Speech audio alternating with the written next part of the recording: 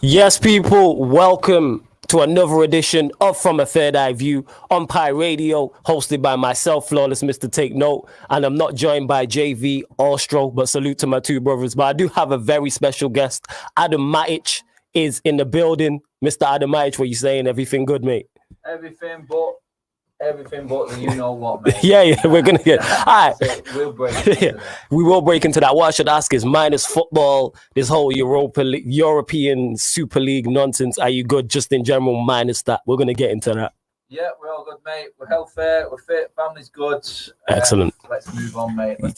Let's move on. So, let's touch on this because you mentioned this when obviously I come down to get you, and you said when I messaged you about coming on the show today, there was no European Super League announcement. Nothing, no mention. We was going to come in here, talk the Premier League, talk Manchester United, talk Ollie in versus Ollie out, talk the FA Cup final, talk the Champions League semi-finals, the Europa League semi-finals, and now it's just all been irrelevant.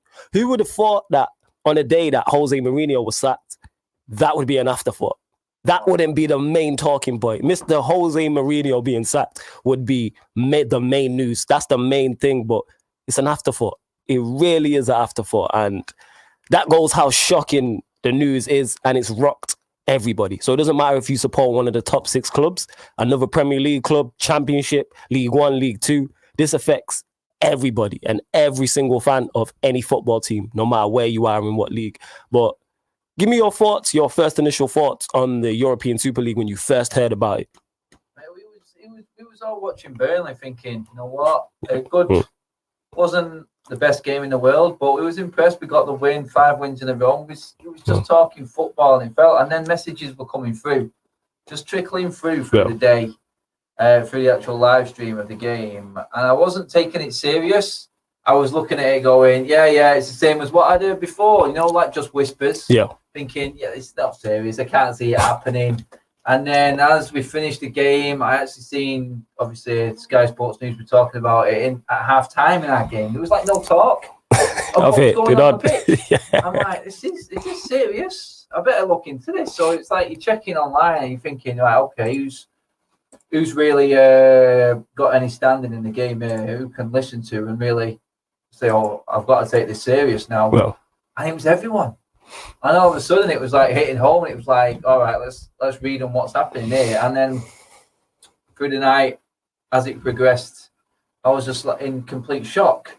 I was like, the more and more I think about it, the more I break it down, the more it starts to concern me. Yeah. And then realization started creeping in that, you know what, we've got American owners, very, very smart businessmen who have just eased their way into this position right now. And my initial thought when it first happened, I thought, this doesn't happen overnight. This can't be organised overnight. These guys have done this while the country and the world has been on its ass, struggling in a pandemic, jobs going, mental health at its height. And they've been plotting this the whole way through. Yeah. Lockdown, when we're ridiculous. Fans, no matter what club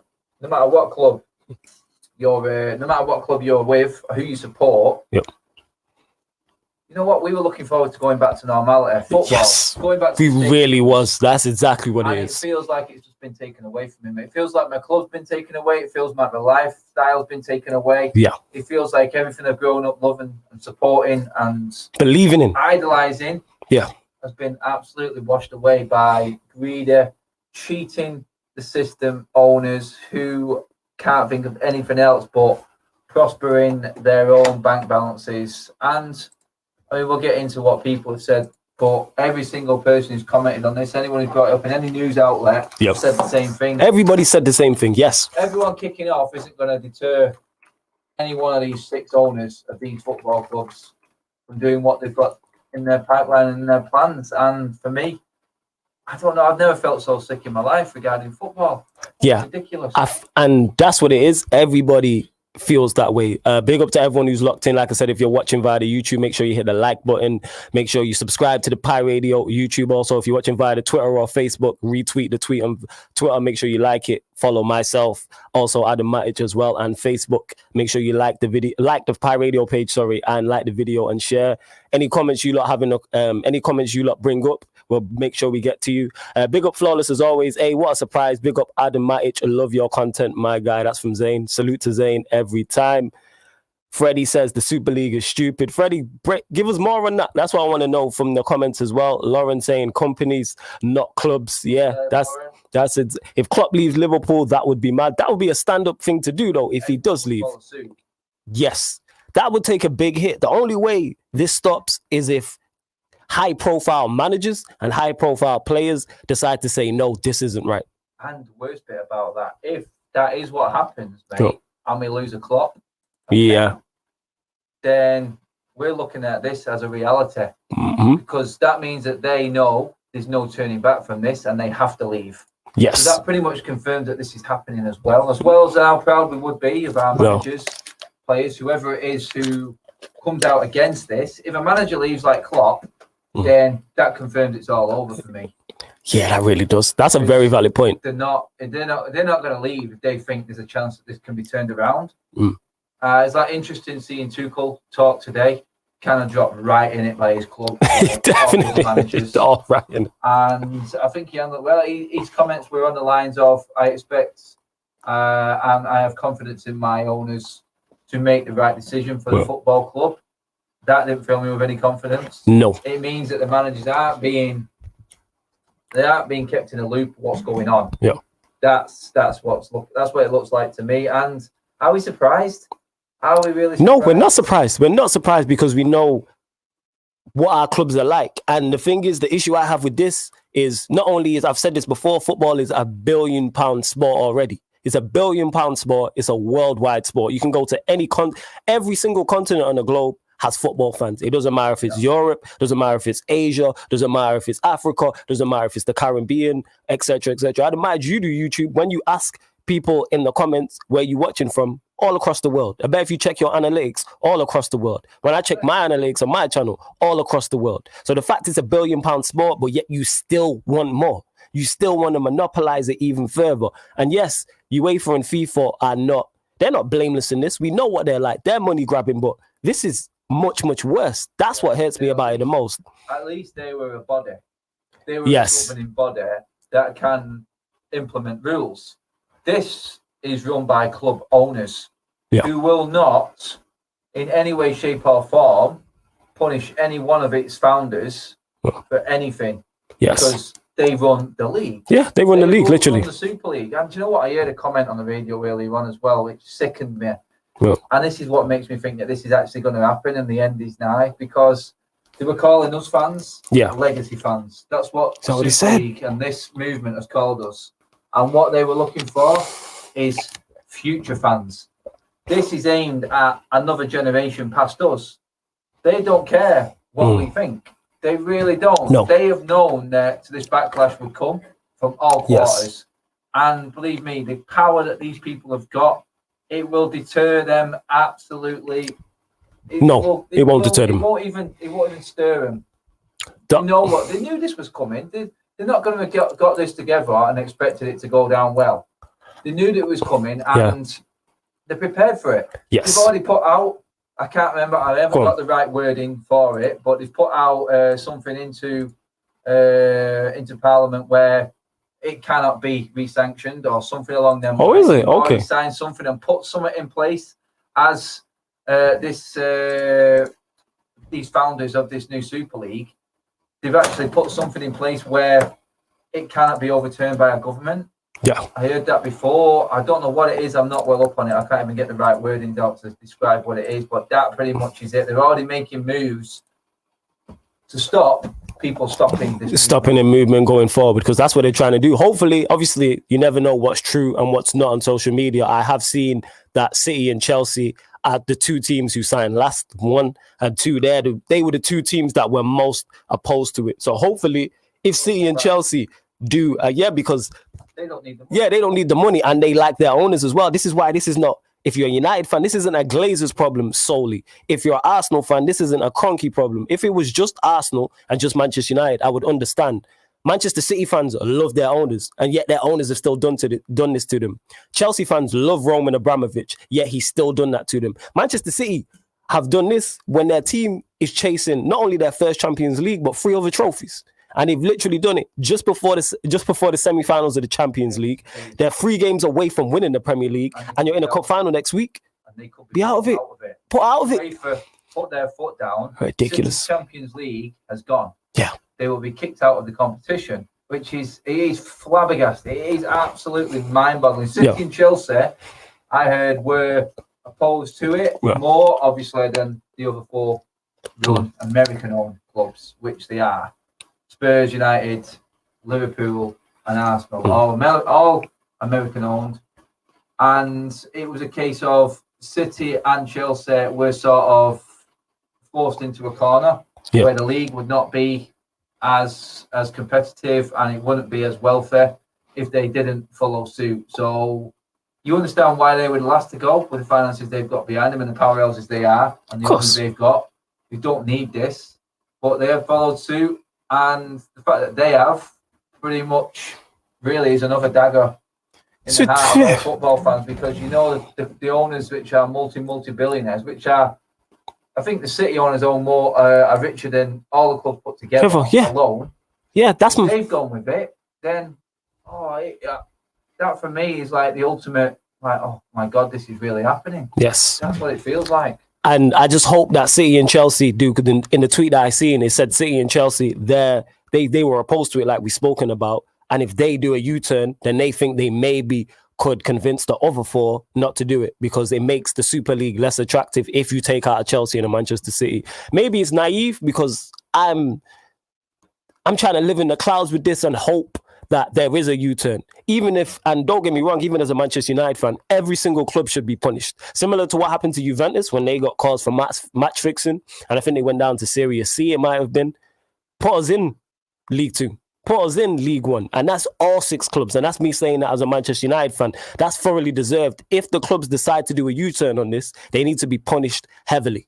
Punished heavily. Imagine if we went down to whatever division it was, we all went down.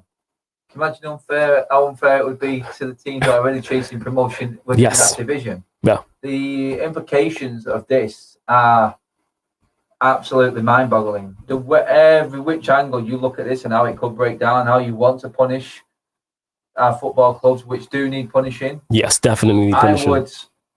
I don't know how you would do it. There's no way of punishing these football clubs because they're a power on their own. And if you did try and punish them, they would still go away and form the league, because then they would feel like they were being sort of cast off from their countries. They have got the money and they have got the power to do this no matter what anyone else says. They definitely have the power and the money. It's on somebody, and I know it's tough saying this, to have a conscience in that. So the fact that Chelsea and City, they need to do what's right. And that's me saying that as a Manchester United fan. Use 2 clubs need to oppose it, because then it makes it less attractive. And then hopefully the other 4 follow suit. If you do take City and Chelsea out of it, there's a reason the European Super League went for all 6 of them. They didn't go for 4. They didn't go for 3 out of the 6. They went for all 6 because there's power in numbers. There's a reason in Italy, I think it's Inter Milan, AC Milan, Juventus. Yeah. There's a reason they went for them 3. There's a reason they went for Real Madrid, Barcelona, Atletico Madrid in it as well. Yeah. So there's a reason they went for those 3. So even if Barcelona to oppose it, Chelsea and City were to oppose it, Inter Milan were to oppose it, it makes it less attractive. It makes it. Look at thingy. Every single team that you mentioned there, they're all building, apart from United, all got the new stadium. Every single one of them. Atletico's got theirs. The new camp and the Bernabeu are under major reconstruction. To hit 100,000 plus. They are looking at a global audience. They do not need. I mean, I've had the football finance expert Kieran Maguire on my channel speaking about the Glazers last summer in pandemic and how we would handle that. And I've heard him on the radio, nearly every single radio station today, people getting his insights out. And the fact is, he come out of it, he says, these owners do not need the fans. They do not need us. They do not care one iota about our opinions and what we think of this league. They are looking for a new audience, and they feel like they have already got it. It's 50% of all TV viewings is worldwide. It's not just the nation. 50% of TV broadcasting numbers is from out of England in the Premier League. There's already the market there for it. They know they will fill the stadium with tourist fans, people on day out. They could even turn that in. They could turn it into mainly boxes and still make more money. They could turn it all executive if they got rid of these fans. It just the timing of it, everything is weird. The timing. You know what? The timing screams even more ignorance. The fact that you're doing this mid-season, you don't even wait for the season to finish, then to announce it. You've announced it and disrupted everybody's season. Gone along with everything else that's been put in place. I mean, United, Wolves, Spurs, I think City have all put measures in place in their stadiums for safe standing, going ahead with Premier League protocols and certain things going ahead. This is before it gets ridiculous. It gets to go ahead. Yeah. They've spent the money to put this in. And I'm like, why? Yeah. It just doesn't make sense. Something like this needed time to be organised, time to put in place. It's going to be an absolute minefield when they drop the bomb, which it has been today. Huh. But still, they were going along with everything that was happening within their own leagues. And now, less than 2 months left in the season. And you're doing it now. Trophies up for grabs. And you do this now. Like I said, Manchester City chasing 3. Arsenal chasing 1 trophy, their first European trophy. United chasing a European trophy, trying to get back into the Champions League. Spurs trying to get their first trophy since 2008. Chelsea trying to get another Champions League and an FA Cup. They're in the final. So what was all this for nothing? What was the point? And now the pressure on PSG because they've got a 2-week deadline. Yeah, that is ridiculous. And that pretty much comes into line with them not making their Champions League final. It's ridiculous. And Freddie Cox says, I think that they should get a 15-point deduction because if the 6 teams go down to the 4th, 5th tier of football, it would be unfair on the lower clubs. Yeah. If I remember correctly, that's what they did with Juventus, I think. I'm with that. And that's me saying that as a Manchester United fan. Rangers, that is only right. I would, if it puts down in League 2, 15-point deductions for everybody. Let us suffer. Like, we deserve to. Would go through the roof for a League 1 or League 2. Oh, more begging rights for the lower league. Yeah, it would be. Away days at Wickham. Yeah. I'd love that. Yeah. They'll start making money off there. You know what I mean? And you know what? That's a great way to repay the lower league clubs because I've spoken on this. It's all well and good for the top 6 sides, and the ignorance from certain fans of top 6 sides has been mind-boggling to me because it's only fans of top 6 sides that have been okay with this. What about your Evertons? What about a Brighton, a Burnley, a Newcastle? Never mind them. What about championship sides? Norwich have just been promoted.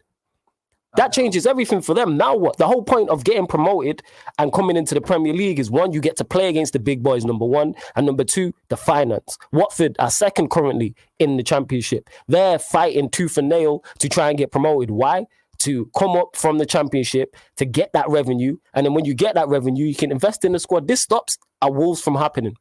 This is it, mate. It stops a Wolves from happening and coming up, and a Nuno. There is no more fairy tale story. That's what it is. I mean, how much is this going to devalue the Premier League? It devalues it massive. Well, and I was having this debate with Manny. Shout out to Manny on my channel yesterday, and he was saying, the Premier League won't kick out the top 6 sides. But I'm like, whether they kick them out or they don't kick them out, it completely devalues the competition. Devaluing the competition then makes the money drop. Well, the money drops then. The Premier League is in a lose-lose situation now because there is a rule implemented in being in the Premier League. And it actually says that you need permission from the Premier League to enter any other league, i.e. any other competition. Yeah. So it's up to the Premier League now. So we're going to know if the Premier League has buckled to the pressure of the big clubs by keeping them in, or if they're going to say, look, no, we are not being dictated to. We are kicking you out of the league. That is it. You are done because you're not following the rules like everyone else. And like we said before, there is an emergency meeting tomorrow, a Premier League meeting for the 14 clubs who are not involved in this. The top 6 aren't invited. That to me alone worries me. That is very worried. That to me says they are making plans how to move forward without the top 6. Why would you not invite them otherwise? Because I think they're looking. I'm hoping that with that meeting, they're deciding that the other 14 clubs are telling the Premier League, you can't buckle.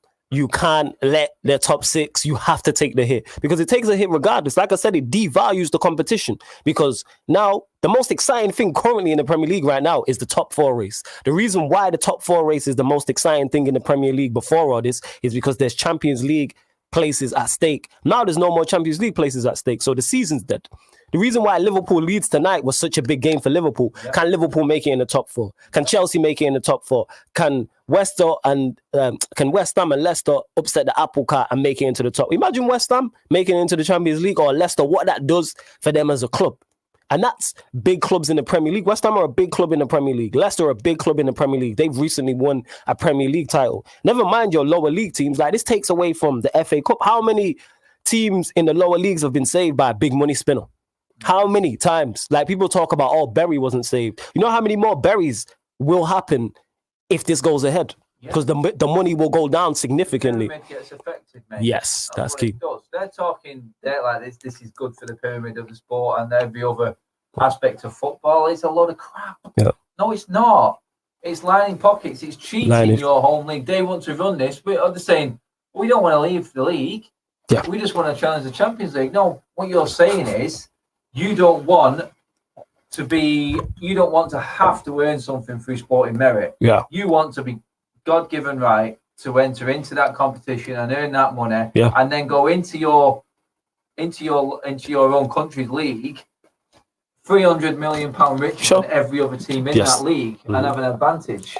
Because let's be honest, if you're going to a club, your own as a player, let's say for instance, each footballing body allows this to happen. For example, we've got the Super League on a Wednesday night. We've then got our normal leagues on a Saturday. If you're a player, what team are you going to want to play for? You ain't going to want to play for the rest of the 14. Exactly. You're going to want to play against. Yeah, and that ties in though. And that ties it even further. There's so many implications in this, and they've opened up a kind of words, because what I'm hearing is UEFA, whether they stand with this or not, are saying if you join this European Super League, no World Cup, no Euros. Yeah. What does that do to the World Cup and the Euros where stars have been born? Like, what does that, like you said, there's no more fairy tale. This completely, not only is it morally wrong, entertainment value dips as well. The European Super League, people are like, oh, playing Real Madrid, Bayern Munich, a Real Madrid, a Barcelona, Inter Milan, a AC Milan, every season is good. The reason why the Champions League is what the Champions League, because it's one-offs. The draw, that's one of the biggest things in football. Champions League draw. Who'd you get in the group? Who'd you get in the knockout stages? That's why everybody, me as a Manchester United fan, not a fan of any of the other 4 teams, was watching the Champions League. Very interested. How did PSG do? Did they win it? Did City get over the line?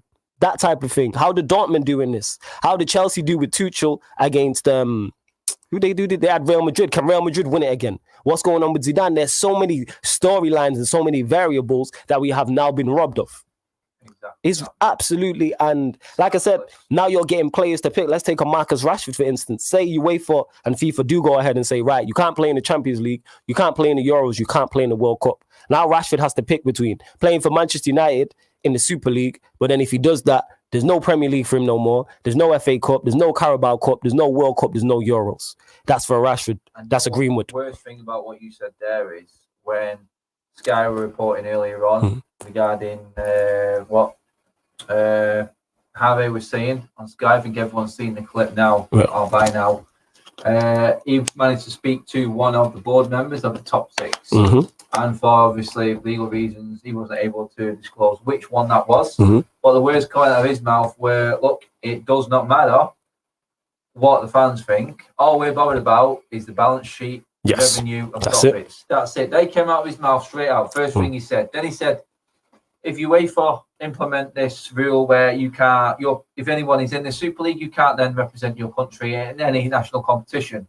And he went, quietly, we will be over the moon with that, because that means that our players are not playing in these competitions. Ridiculous. And you look at really care about themselves. The NBA, the NFL. Yeah. What do they do for their national team? Yeah, that's a fair point. Absolutely jacked. Yeah. What happens is the Olympics every now and then for them sports. Yeah, one every 4 years. That's literally it. Yes. That's it. So they don't ever move away from that franchise. Ridiculous. They are protecting their assets. Yeah. And this is how American sport and franchise is run. It's as simple as that. They do not care for the players. I mean, Tony Cruz's comment that he made, he pretty much nailed it on. What did he say? Yeah, they paid a lot of money, but we are just pawns.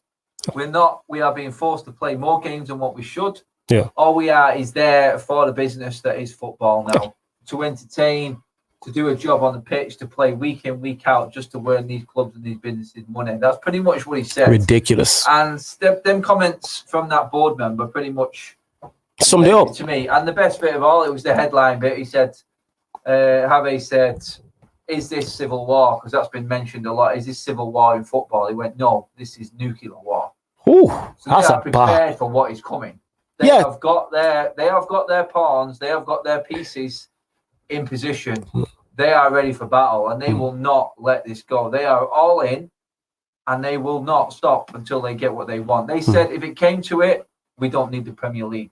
Yeah, they've decided. We'll leave the Premier League. They're happy to do that. Implications, if it comes to the ultimate predictable end, which we all know, we can't have this Super League and the Premier League. No. We know it's going to be one or the other in the end, no matter how hard each battles. And if there's a medium in there, I just don't see the Glazers giving up this opportunity. No. And right now, they've nailed themselves to the mast. They know which side they're on. They have accepted the backlash. Yeah. And they know what I'm just hoping that with the protest today, hey, big up to each of this is bigger than supporting. So big up to the Liverpool fans, everyone else who's protesting. Liverpool and Leeds, two clubs I don't like. I know Adam's not a fan of either, but big up to the Liverpool fans who went down to Ellen Road and are supporting. We all need to come together. And I'm going to shout that from the rooftops that we all need to come together and do what we can. We know they don't really care about us too tough, but that's all we can do and hope. Like I said, it's me being naive and just praying and hoping that they do a U-turn. And if they do a U-turn, punish all 6 clubs. I've said this. Big up to Ryan as well. He says big up Flawless. And Adam Zane says Flawless. Not sure if you've seen Lewis's stream, but his title is Chelsea to be kicked out of the Champions League by Friday. Yeah, we touched on this. Shout out to my guy, Carefree Lewis. I did see him talking about that. And yeah, he tweeted it. He said yesterday or a couple of days ago, I was talking about us being in the FA Cup final. Now we're talking about this. It's absolutely ridiculous. I can get my head around it, but it's just greed. And like I said, from an entertainment standpoint, it's not even that entertaining. And from a moral standpoint, it's completely wrong also. But they just don't care. No. Simple as that. They really don't give a toss, mate. They don't care. They've prepared this. And you know what? I said it the other day. I tweeted it out the other day. I said, the worst bit about this was they did it while we were all down and out, and we couldn't do anything about it. They planned the whole thing. Mm-hmm. And even still now, they've done it right at the end of the season. I think just to test the water. To see what's happening. Right now, they've not looked for the best time to do this. They haven't looked at a pre-season to drop this bomb. Yeah. They have said to us, in the middle of it, we are this arrogant, we are this powerful, eat this. Yes. And dropped it on us at the time of the season. It's mind-boggling, the time scales that they've used here, because, like you said, every single team involved has something to play for. Obviously, Liverpool. Liverpool to fight for. Yes. Italian League. Yeah, the Italian League, the 3 teams are chasing Serie A. All the English clubs, the other 5 out of 6 of them are chasing something. It is ridiculous. Spain, La Liga, the titles going on. They're all chasing the La Liga title. Real Madrid is still in the Champions League also. Like you said, mind-boggling. Mind-boggling that they would do this. I think it's you know what I mean, mate. We were all looking forward to going back, and it's ruined it for me. It has. I don't think there's any way back for me from this. Personally, I don't know what I'm going to do. I don't know how I move forward. I think we're all in that boat. I'm at a loss. I mean, I've been speaking with Saeed. I've been speaking with everyone about what we can do, what we can try and do. There's fans obviously protesting in little spits and spats. We can't get the mass gatherings we need to really make a statement. But I've seen videos where Tampa Bay Buccaneer fans have been throwing season tickets into a bin. Next thing, the cheering when the Glazers when they're lifting the Super Bowl again. It's crazy. Big up Big S in the building also. Boss man, you good?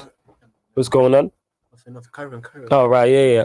As we were saying, where we at, Lauren here says dropping it before fans are back. Also, that's why they did it though. The fact that they did it, they're actually absolutely taking liberties in the fact they've done this without fans. Because you could imagine if it was Manchester, let's just say Manchester United versus City, the whole ground in unison are going to be singing about this. And they are going to be getting backlash, whether it's Liverpool versus Everton, whether it's Chelsea versus Arsenal, all these rivals in unison. And it's brought everybody together, literally fans of all 92 clubs in the footballing league. It's unified them. Arrogant.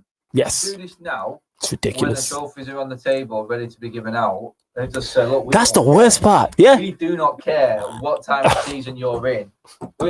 Cities, Chelsea's, United's, Arsenal's trophy aspirations this season are gone. Everyone gone because their clubs have come out and they've let their clubs owners come out.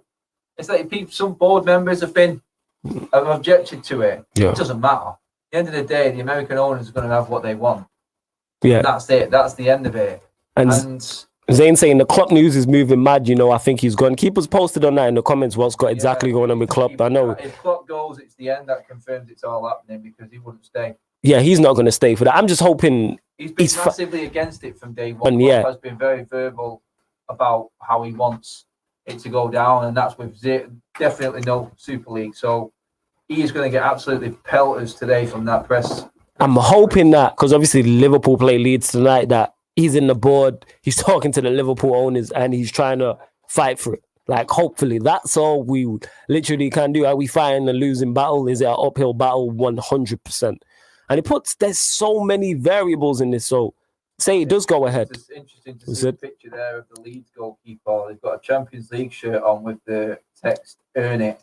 Yeah. In big writing underneath it. Like, that's what it is. This is why Gary Neville went so crazy, because you have to earn these. Why do you have a God-given right as a football club to be in a European Super League? Arsenal, European Super League, never won a European trophy. They're 9th. Chelsea, 2 European trophies. United, 3 European trophies. Who else is in there? Liverpool, one European trophy in the past 10 years. None of us are European royalty. None of the English clubs are European royalty. Liverpool are the only one who have a case because I think they've won 6 in their history. We've won 3. Chelsea have 1. The rest of the teams have 0, if I remember correctly. I mean, we've had 2 finals there, though. We always steeped in the history of this competition. Yes. You know what I mean? We probably would have had as many as anyone if we didn't have the Munich air disaster. But right now, that takes us to a new level. It's like the heritage. It's like the history of a Liverpool and a Manchester United. Forget about anyone else. I know every club's got their history, but in the Champions League, which is what is up for grabs here right now, which is what is going to be composed, which is going to be contested by this new league. Think of the history of, like you said then, the AC Milan, the Real Madrid, the United, the Liverpool, the real hardcore history competition. You're talking. Ferguson said, I'm absolutely flabbergasted by it. I would be amazed if Ollie did not know something about this. He has to. Has just been dropped on him. I expect Ole Solskjaer's resignation by the end of the week. Yeah. That's what I'm saying right now as a United fan. I expect him. If you love the club as much as you say you are, then at the end of the week. Yeah. It's absolutely ridiculous because I'm looking here and it says, where is it? Yeah, so the clubs that we're talking European, so European royalty. So you've got Arsenal, who haven't won a Champions League. Chelsea, who have 1 Champions League. Liverpool have 6, but their last one was a couple years ago. But they've won 1 in the last 10 years. City have never won it. Manchester United's last one was 2008. Tottenham Hotspur have never won it. Atletico Madrid, if I remember correctly, haven't. Barcelona have 5 or 6, but they haven't won it in many years. Real Madrid, yes, they've won it recently. AC Milan, I don't think they've won it since 2005. Inter Milan since 2010. Competition since 15. Yeah, there we go. Juventus haven't won it in however long. So how you? 2005. When was it? Yeah, I think they've not been in it for a decade. That's crazy. But yeah, you have the God-given right. Earn it. I'm saying qualify via your league to get into it. I had the Rossoneri TV guys on their YouTube channel for AC Milan when we played them early doors in the Europa League. And they were absolutely buzzing just to be playing against United again. That's my whole point that I've been saying this, people. Champions League. Yes. They've earned the right. They've come from crumbs again. Gone and dropped down to the lower echelons of Serie A and forgotten about as a fallen giant. And they've worked their way back up. And now it's just gone, oh, okay, you've got your way back up. You climb your way up the ladder. But here you go. Here's a little sweetener here. Why don't you just forget about trying to stay there? We're just going to leave you in there. Yeah, forget about Serie A and all the history and the Milan derby and things of that nature. And just come join this European Super League. Again, another club that's doing a new stadium regeneration. Ridiculous. All for money. That's literally what it is. Single one of us, barring us, ours is a bit of a hellhole at the moment. Yeah, like we haven't got holes in the roof. They've all prepared. I mean, look at Spurs Stadium. It is ideal. No surprise that they're in on this, especially with of course. The NFL collaboration that they've got going on at the Spurs Stadium. Ridiculous. I just think that these teams, you know what? These teams, you know what makes this worse? I'm sure. I know Spurs have. I know United have. I think Arsenal and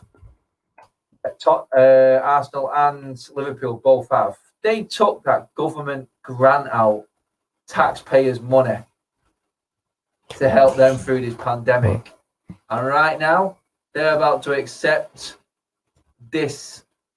Every angle I look at it, mate, just winds me up. It does, because there's so many implications we've not thought about that come up to this. Like I said, simple as players having to choose between playing in the Super League and playing in a World Cup or playing in the Euros. It literally does. Remember the old saying, the club versus country, Ralph? Yeah. Well, this is it. This literally is it. It's find another club if you want to play for your country. That's what they're doing. Players at Manchester United there who know nothing but United. They've been brought up through the youth ranks. I'm talking Greenwoods. Yeah, Rashford. Yeah. You know what? You can even put Lingard into this bracket. Do you know what I mean? Lingard's got to come back to United. To what? Yeah, what is he coming back to? Is his hand forced now? Does he say, I have to stay at West Ham now? That's a valid point. And here's the thing is, even if West Ham, let's go from the West Ham. Say they did finish in the top 4 and qualify for the Champions League. Now, if Lingard goes there, he gets in it. The Champions League is no longer the same. If this European Super League goes ahead, what kind of nonsense is that? That is absolutely ridiculous if that happens. Absolutely ridiculous. Like, it's not rare. It's very rare I'm lost for words, but I just can't believe it. And I know there's more implications we haven't forgot about as well. I could talk a glass eye sleep. Everyone knows it, mate. I'm talking.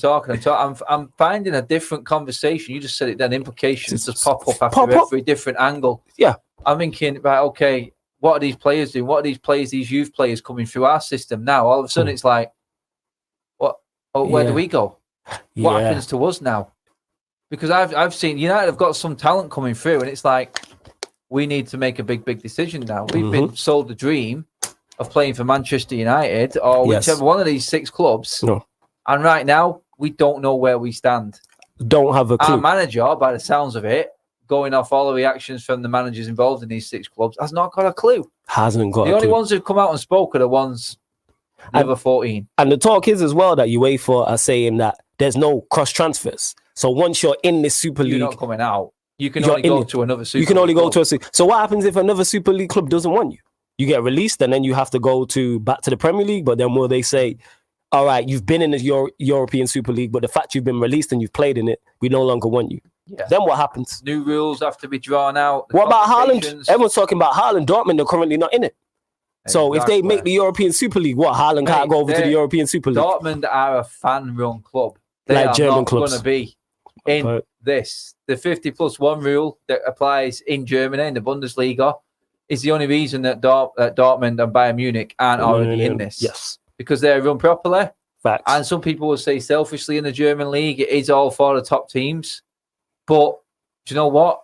It's by the book. There's never any major, massive amount of money spent on one particular player. It's all done in-house. And you know what? They don't get charged a fortune to go and watch their football. It's fair. Whether you like it or not and how it's run, and Dortmund and Bayern usually do get all the best players. You still get to go at a weekend and watch your football club for the right amount of money. You know what? Your fans are looked after. £10-15 to go and watch a Bundesliga game. Some people will say the quality's not right, but you're still seeing quality players. You're seeing your club and again, there's another permutation of what's going on. It's absolutely ridiculous. Oh, hang on. Yeah, go on. What's happened? Klopp's just saying his thoughts haven't changed. Let's see what Klopp Jurgen Klopp says he likes the competitive nature of football. He has enjoyed competing in the Champions League. Football has always been against. He has always been against the idea of formation of a European Super League. Yeah, we knew that. Yeah, that's still breaking that. They've not got all the info on that. I think. Well, Jurgen Klopp's interviews this season have been quite frosty anyway. So, yeah. I've just seen the shirt there, like you said, the Champions League. Earn it, facts. Earn it. Arsenal, earn it. You haven't been in it for 5-6 years. Manchester United have been in and out of it. Earn it. I mean, Spurs have been in and out of it. Arsenal were on the cusp of a do-or-die season where they could have fallen out of the European football completely for the first time in 2 decades. Yeah.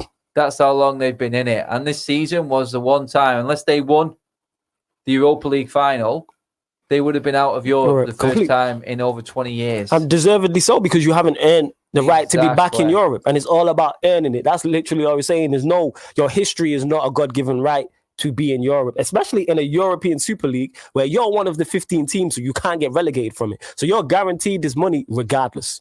That's not right. And you still wanted to go back and play in the Premier League with this 300, 400 million plus. Another thing from that interview with Harvey said on Sky there, he says, we will be prioritising the Super League games. So they will pay weekend teams for Premier League games on the weekend. Yes. Wow. The Premier League basically becomes like the Carabao, the FA Cup. And that is the ultimate kick in the sack for me. And that's why the Premier League will not allow this to happen. They will not allow this to happen, which means one thing, arrogant, massively rich American owners will take football away from its own country and form a Super League. That's another thing that we haven't even spoke on. It's not even in this country. They're talking about playing all these, and we was having this discussion again. So the games are not going to be in this country. So they're going to have fans from elsewhere.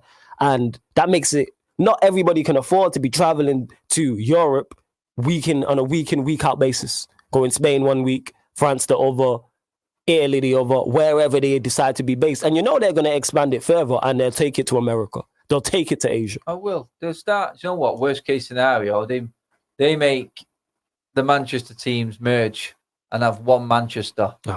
Manchester Giants. Yeah, something like, Remember the basketball team. That's how far they could take it because they're in charge. They're in charge. They can do whatever they want because they have bought that league. That's effectively what they have done. They've all bought that league. It's mind-boggling, but I'm looking at it also going, I was just going to bring up another point there, but it's completely thrown me out. I'm seeing everything break out in front of me here. It's absolutely ridiculous. Like Lauren's saying it here, Bayern Munich season ticket, €145. Arsenal, 891. Yeah. Gary Neville said, I'd rather watch the champions of San Marino than Arsenal and Tottenham at the moment. Yeah, it's crazy. That's literally what it is.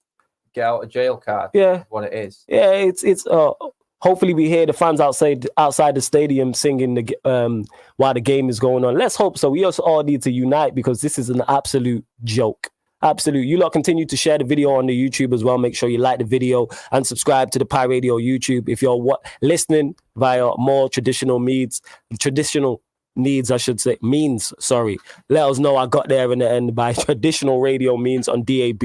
Love to you for supporting. Saeed is in the building also. He says, Glazers protest Saturday, be there or be square. If everyone's there, I'm there, innit? That's what I'm saying. What's the plan, Saeed? Let us know, innit? You let us know because we need someone to captain this. Speak to you later, my man. I think we was talking about doing it tomorrow, but I think more people will be available on the weekend. And a lot of people want to travel. A lot of people want to travel from London. A lot of people want to travel from all over the country to voice their opinions. And you know what? I think it's only fair that we do something on a day when everyone has the opportunity to come. They may not want to come, but the opportunity is there. If you want to come and voice your opinion in a respectful way, and by that I mean non-violent. Non-violent. We need an idea. I know Saeed. I know you will have an idea, but let me and everybody else know. Want to be seen to be unhappy about this because they care so much about the football club. Yeah. So for me, it's an opportunity just for you to come along. You know what? Stands side by side. Yeah. Social distance. With fellow United fans, because we're all hurting at the same. You know what? There may even be fans in Manchester who support one of these other 6 clubs who want to come along. They can't get to their own protest or whatnot. It's not all about United fans to come to this one. This is all about football. Like you said, nuclear war. We all need to stand together. They've called it out. This guy, this absolute arrogant prick, pardon the language, from one of the boards of these football clubs has called it out. This is nuclear war. We are prepared for everything. Yes. It's like, don't ever disrespect what makes this game, which is the fans. You know what? Yeah, with no fans, it's not the same. It's not the same, even though we haven't been there because of Corona. That's what makes these games. Liverpool versus Manchester United at Anfield is not the same without the fans. It's not the same without the home fans and the cup pen singing. It's not the same without the away fans. That goes for the Manchester derby, the Merseyside derby, or the London derbies. We make the rivalries hot. It's us. You touched on something there. It's a shame we haven't got Stroll with us here today, but we've still got City in this league. He's about to lose a derby, a history of Everton against Liverpool. Yeah, he is. Everton are not in he this. Is. And there's so many. This is it. Do you know what I mean? You've got the North London derby. You've got Chelsea there as a London derby as well. There's United, Liverpool rival. There's United City. But Liverpool have lost the Everton.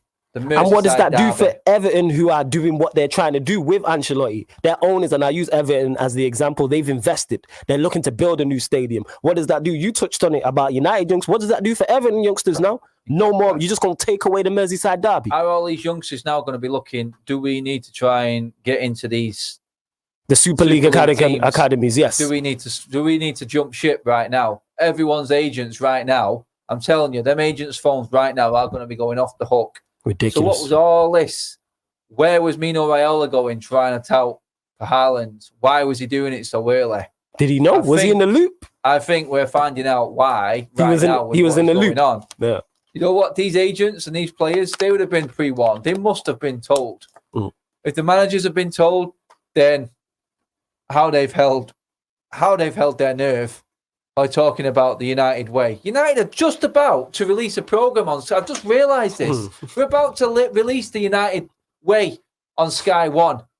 What is this club doing? And you know what? That's just riled me. But I've just realised that they put out the big promo, the United way. Got everyone on it. You got your Cantonars, your Sheringham, your Cole. You know what? Anyone who's anyone. David Beckham, Brian Robson. All these mega historic legends of this football club on this program, and they've released that, and then they've dropped this bomb today. It is pure arrogance, and you know what?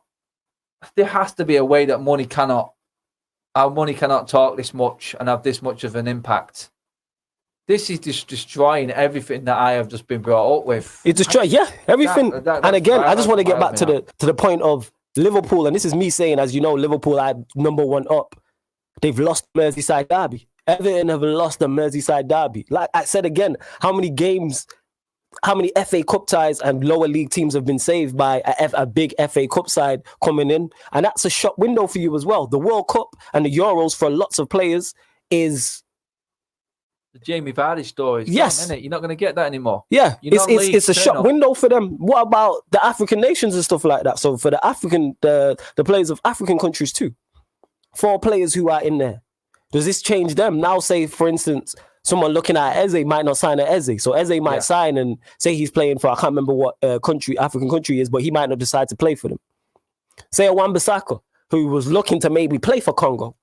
Now he can't play for Congo because he's in the Super League. So now you've robbed Congo of a player that could potentially help them get to a World Cup.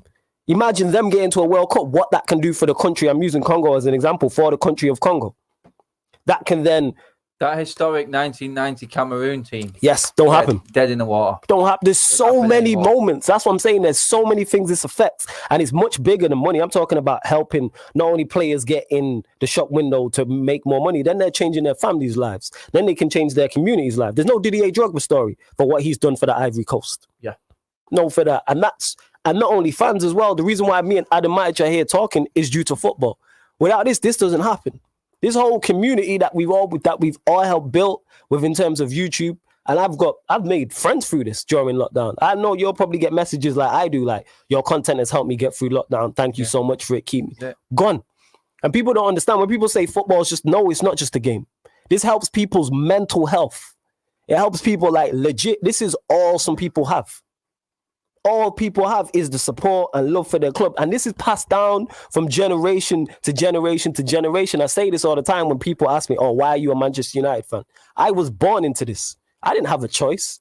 Everybody in my generation, or sisters, brothers, cousins, are all Manchester United fans. The generation above me, mom, dad, uncles, aunts, all Manchester United fans. The generation now coming below me, all Manchester United fans. I'm sure it's the same for Adam Matic, his kids, who he takes to games, all Manchester United fans. Any brothers, sisters, he's got Manchester. You're born into this. And it goes as far to some people for granddads. Granddads to the dads, to the kids, to their grandkids, etc., etc. And it goes in cycles like that. It's all some people have to look forward to on a weekend is going to games. Like, you gotta understand, not only is it how moral, I'm talking from a moral standpoint, how bad this is. Never mind the entertainment side. And it's all for money. I know guys that live for the weekend. Yes. Literally live for the weekend. All they do, they could live in a hut. They could live in a shed. They don't care. As long as they get the chance to go to the game at weekend, and I see these guys week in, week out, home and away, and they're there every single week. It's been taken away because these guys, do you know what I mean? In the middle of a pandemic, with countries being struck off left, right, and centre through travelling, with no clear path. Yes, we're looking good in this country right now. No clear path at all. Yeah. Coming out of it, out of other countries. Ridiculous. And they're looking to move this to a European level, European stage. And they expect fans to travel here, there, and everywhere. There's people now who won't travel now because they can't, because they've got slow COVID. They've got illnesses, they're being warned. And now they've seen what this pandemic and this virus has done. They're actually thinking, no, I'm not going to take the chance on traveling abroad. I'll just stick to my homegrown stuff. Yes. Gone. Can take it away without even a say. And that's the worst bit about it all. Not one fan group, not one fan forum, no one has been contacted by any one of these clubs and asked for their opinion on if they think this may work. You know what? If you involved the fans, it may have been a different story. We may have not liked the idea. It may have come down to a point where it's like we have a vote. Some would say yes, some would say no. It wouldn't be as big a news as it is today. But the fact that they have dropped this bomb on everyone and said, you don't even have a say, the amount of money that we pump into this club, you're not having a say. Well, I even have a say. No. I've lost all respect for my football club. Yeah, that's what it is. It's a respect factor, the fact that they've done it, not only in the manner in which they've done it, at the timing that they've done it as well. And I said the idea of the European Super League, I like the idea. The idea is okay. The execution is absolutely terrible. Like I said, not only of all the other clubs, all the players of all the other clubs, have you absolutely just disrespected and made their situations much worse. This trickles down, like you said. That's all some people have to look forward to, and that's people going to games, never mind people on the weekend. I remember what happened. I don't know if you lot remember. I know you'll remember, though, Adam Matic, where it was like when there was no football on the weekends. Weekends had no purpose. Yeah. I'll openly admit this. I still now schedule my weekends around the football. All right, United are playing on Sunday, so I'm going to get done what I need to get done the day before, the day after. Without football, the world changes. We knew it. As YouTubers, we seen what the interest in the game was. So we're making content through the first lockdown, and the numbers were pretty much on their ass, literally on their ass. And we accepted that. Football wasn't important at that stage. But this is how it can go. Yeah. And when football came back, it was like a lifeline, and the country jumped up, and everyone sort of got a new lease of life. Everyone's morale goes up. It did. And you know what? It's like you said then, oh, God, this has been a crap week. But you know what? Football's back. I got football to the weekend. Yes. I can talk with the boys. I can have a drink. I can sit down with my dad or wherever you's in your household, watch the football, and lose yourself for a good 3 hours. That's what it is. You lose, you get lost. It takes you away from, people don't understand, it takes you away from all the trials and tribulations of life. Does, mate. You get to enjoy and watch the game, build friendships. I have had nightmare weeks at my business, but I have travelled down. I mean, I went to Bournemouth on my own. I drove down early doors. We had a 12:30 kickoff. I went to Bournemouth. We got beat by Bournemouth. It was drab. It was horrible. The performance was crap. I wouldn't have changed a thing. Because I drove from Manchester to Bournemouth on my own in the car, listening to the radio and everything like that. That's part of my life. Yeah. I accept the bad days. Well, they're part of it. You move on in hope for the next weekend, it's going to be better. Yes. And that's what it is. It's been completely taken away from me without me even having a say. Completely. It's worse. It's not as bad as what the pandemic was when it stopped football in general. But the fact that football's there now and we can watch our team, for that to then be taken away without even a choice is ridiculous. And it's like today, there's no morals with this football club. As I just said to you before, I've tweeted it out. My mate Zeki, who everyone knows from my channel, got a call from Manchester United today talking about season tickets. Touch on this. Yeah. What? Come on. I mean, the fact it's not their fault.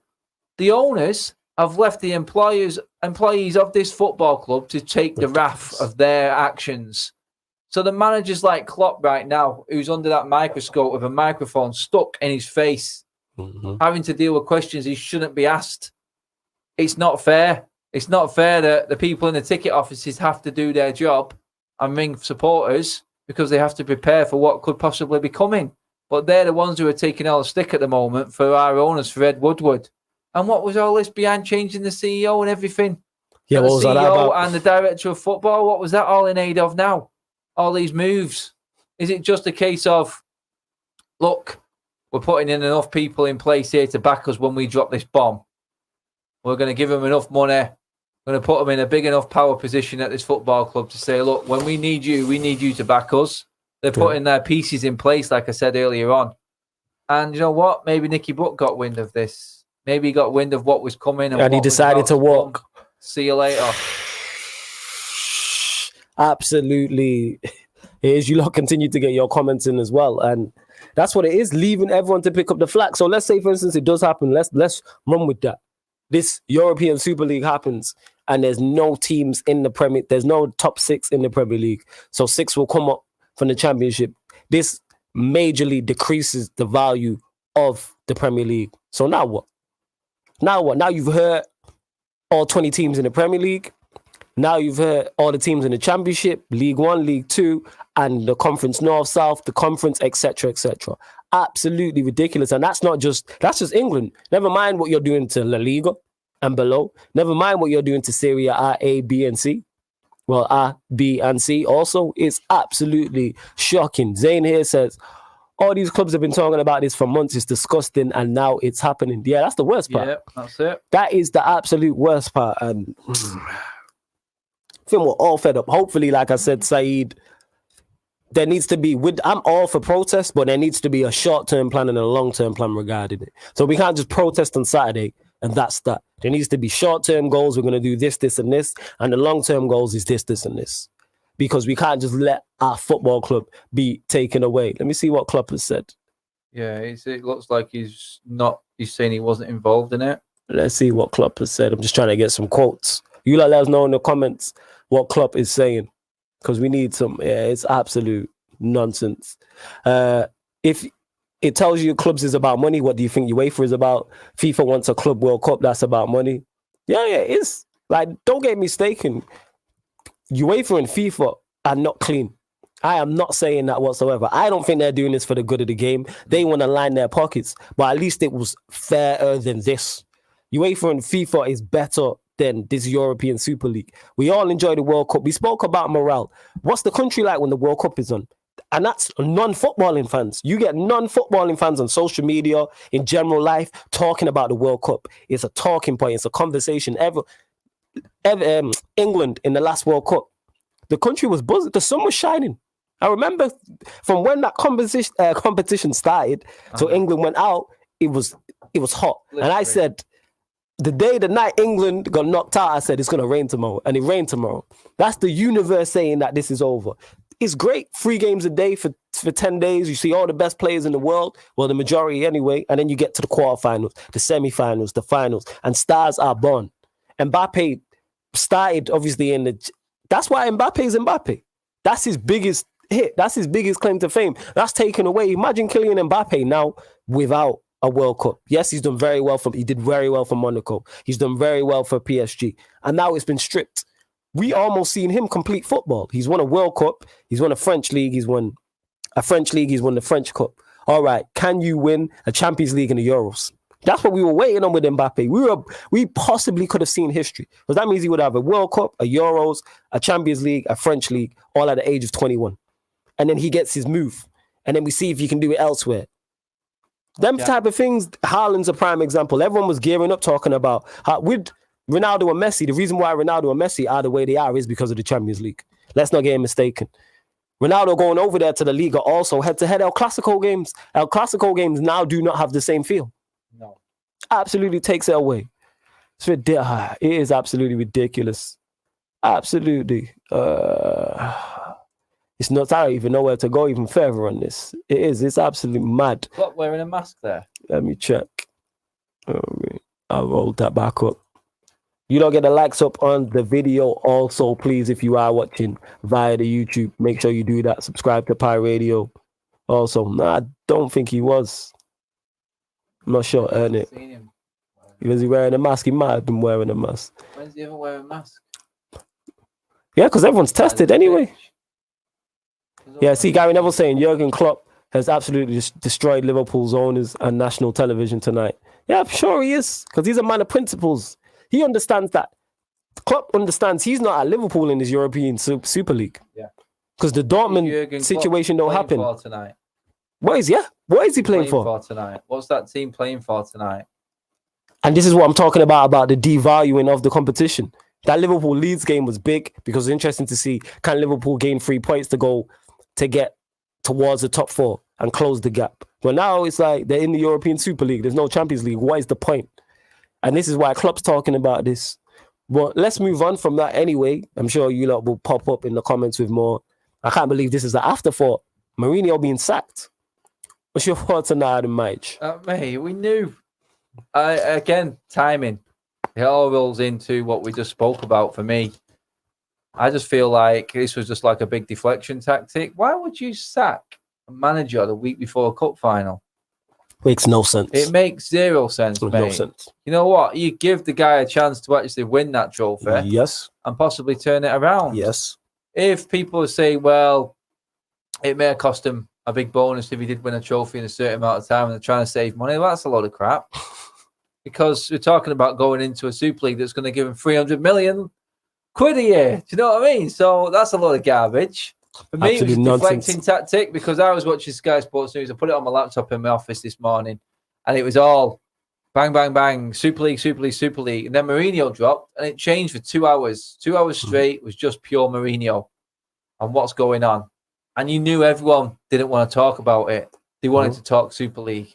They wanted to talk outrage about what was going on. Mourinho just came and just plonked himself right in the middle of it. And some people would say it's a ballsy move doing it. But why the hell would you want to go into a final without a manager? Makes no sense. First chance of you getting a trophy in how many years? Makes no sense. Since 2008. Now, Mason is not going to take them into a final against Klopp. You know what I mean? That's who's taking the training sessions right now for Spurs. Yeah, and they're playing Manchester City. But what does it mean for Manchester City? Do they care about it? Because they're in the Super League now. What does this mean for Pep? What's Pep's thoughts on it? What's the players' thoughts on it? It's proper been the interesting conversation, I think. I mean, we all know about the American owners at the 4 clubs that they're at, but the Pep one is very, very interesting. What's Pep going to say? He loves his owners and they have a really good relationship. Yes. So Pep is caught between a rock and a hard place right now. If his next interview is going to be, and he's got a game this week, so that interview is probably coming tomorrow when they play. City are playing Wednesday, so Pep's interview is tomorrow. Going to be very interesting. But again, we swayed off the Mourinho thing without even blinking. But yeah, I think we all knew the Mourinho sacking was on the cards. Yeah, we knew it was coming because we know what Mourinho's like. Under the bus, left, right, and centre. Typical Mourinho. I didn't see Levy sacking him this early, though, mate. He's a man who usually doesn't like to sack because he don't want to pay out. It's like the Tottenham guys have just been messaging me there, asking me to come on and give them my thoughts. I mean, where are their heads at right now? Manager's gone. Cup final, first time for a trophy in how many years? Super League. Kane out. Where are you as a Spurs fan right now? Yeah, your head's gone. As a Spurs fan, your head's gone. Completely out the window. It's gone. Like, take it off out now. the window. Yeah. I'm like, wow. It's like contrasting moods. I mean, you're not sleeping as a Spurs fan tonight. You're really not. No, because you don't know where you stand. When Mourinho's gone, you're happy about that. Well, half the fan base is happy about that. But then cup final isn't going to go ahead. Did the FA say, you know what? Let's just abandon it now. Did they say abandon it or give it to two teams that are not wanting to be in the Premier League? Yeah, so they're going to look at teams that don't care that the cheating care less. Their national league. Scrap it. Scrap it. We probably get. You know what? And all them fans that were looking forward to going, the 4,000, I think. Yeah. That have been giving tickets. Trying to get tickets. Can you imagine the FA just saying, sorry, first chance they had to go to a stadium in over a year. And these clubs and these owners have taken that opportunity away from them again. Yeah. Oh, my God. This final this weekend, probably going to be the most watched final, but not for the right reasons. Yeah, it's going to be for the wrong reasons. It's like tonight against Leeds, everyone's watching. I just seen Grizz there from the Anfield Day Trippers channel. Big up to Grizz. Who I've had on my channel before. And he's just like, so no one really wants to know the team news tonight then. Basically just saying, look, no one cares about the game. Nobody cares.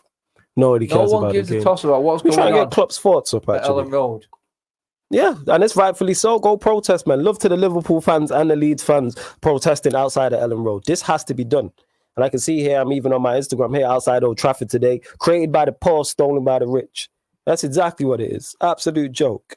Let's see what the Gary Neville's saying. I'm going to play this quote here. Let's see what he's saying. MPs, you've got the local football clubs, you've got a right. Everybody's got to come behind this. Pundits for BBC, ITV, BT Sport, forget allegiances. Forget who you support. We have got to come together to stop this proposal. This is an attack on everything that's been important in this country. Football has helped in the last 10 months in the midst of a pandemic more than ever keep people going. And they're trying to take it away from us. I feel slightly complicit. I've stayed pretty quiet in terms of the Glazer family over the years. Stayed pretty quiet because I've thought when the club were taken over as a PLC that you knew it could be bought and it was out of the control of players, of fans, of everybody. I believe in a free market, generally in life. And I've always thought, what's the answer to the Glaze? It's difficult not Glazers. Who takes them out? Russia, China, state money for the 2 or 3 billion quid it would need. And I've stayed quiet on the basis that it's still Manchester United. I can still go and watch the lads play. I can be happy and I can be sad. I'm still watching football in this country. If they take dividends out, all right, it's dividends. I can live with it slightly. But what I can't live with is attacking every single football fan in this country. They have stepped over the mark. They are scavengers. Wow. And they need booting out of this football club and they need booting out of this country. And we have got to come together now. It might be too late. There'll be people at Manchester United, fans who were arguing 15 years ago who will say, it's too late. It's never too late. We have got to stop this. It is absolutely critical we do. Blazers. Well, we said they're scavengers and it's. What's your thoughts on what you just said there, Adam Match? He's speaking from the heart, innit? Yes, he really does that is. quite often. Neville, he feels like he's a man of the people. Some will agree with him, some won't. But ultimately, I think the vast majority of people will be thinking he's talking as a fan there. Yes. He's not so much talking as a pundit. He's already said yesterday he makes a lot of money from football himself. Yeah. He understands it. He understands business. He understands why people take, our businessmen take money out of football clubs. There has to be a little bit of give. But you don't take the football away. No. That's the one thing. That's and they've taken the football away. They've earned a fortune out of this football club already, and now they want to take it away from what give them the opportunity to build that fortune, which is the fans. Yeah. That's pretty much what he's saying in a nutshell to me there. He's saying you are taking the mick out of the hard-earned cash that the working man puts into this football club, and without even blinking, that's what they've done. Yeah, like it's not enough what you're doing. And that's another side to it. It's like it's not enough what you've done. Like he said he stayed quiet on the Glazers, even though we've seen what they've done to Manchester United on the football pitch, and that's how that's affected us as a club, putting us in debt, etc., etc. But now you're trying to take it away completely. You're trying to put Manchester United in this European Super League and have us as a European side. Like just trap no more domestic, not English no more. Not in Manchester no more. Not at Old Trafford no more. Which needs renovating as we've spoken about. Just the more and more you think about it and the more sides to it that you see. Mind-boggling. It is mind-boggling. I'm actually going to, obviously Klopp has been as well. And need to get Klopp's comments. Yeah, I'm literally going to play Klopp's interview and see what Klopp has actually said and see what Klopp is saying. It's such a difficult situation, isn't it? But you can understand the fans' frustration. Yeah. No, I understand it. I understand. How I said, I get that, but I'm in a different position. So it's in a different position. So I don't have all information. So I don't know exactly why the 12 clubs did it. I know some things will change in the future in football. Some things have to change in football. That's for sure as well. How the power, where the power is and stuff like this, that's not right. UEFA cannot just decide things as well. The FIFA cannot decide things. Everybody plans new competitions. UEFA wants the Champions League. They showed it to me. I told them there are more games in, so I don't like it months ago. And they anyway do it. I don't expect that I don't do it only because I don't like it. But they showed it to me, and it happens anyway. It's always more games. And for UEFA, it's for money. If you tell about the clubs, it's about money. What do you think? It's with UEFA about. The FIFA wants a Club World Cup whenever that should happen. It's about money, nothing else. And all these kind of things. So it happens. It's not only these clubs. And things will change and some things have to change.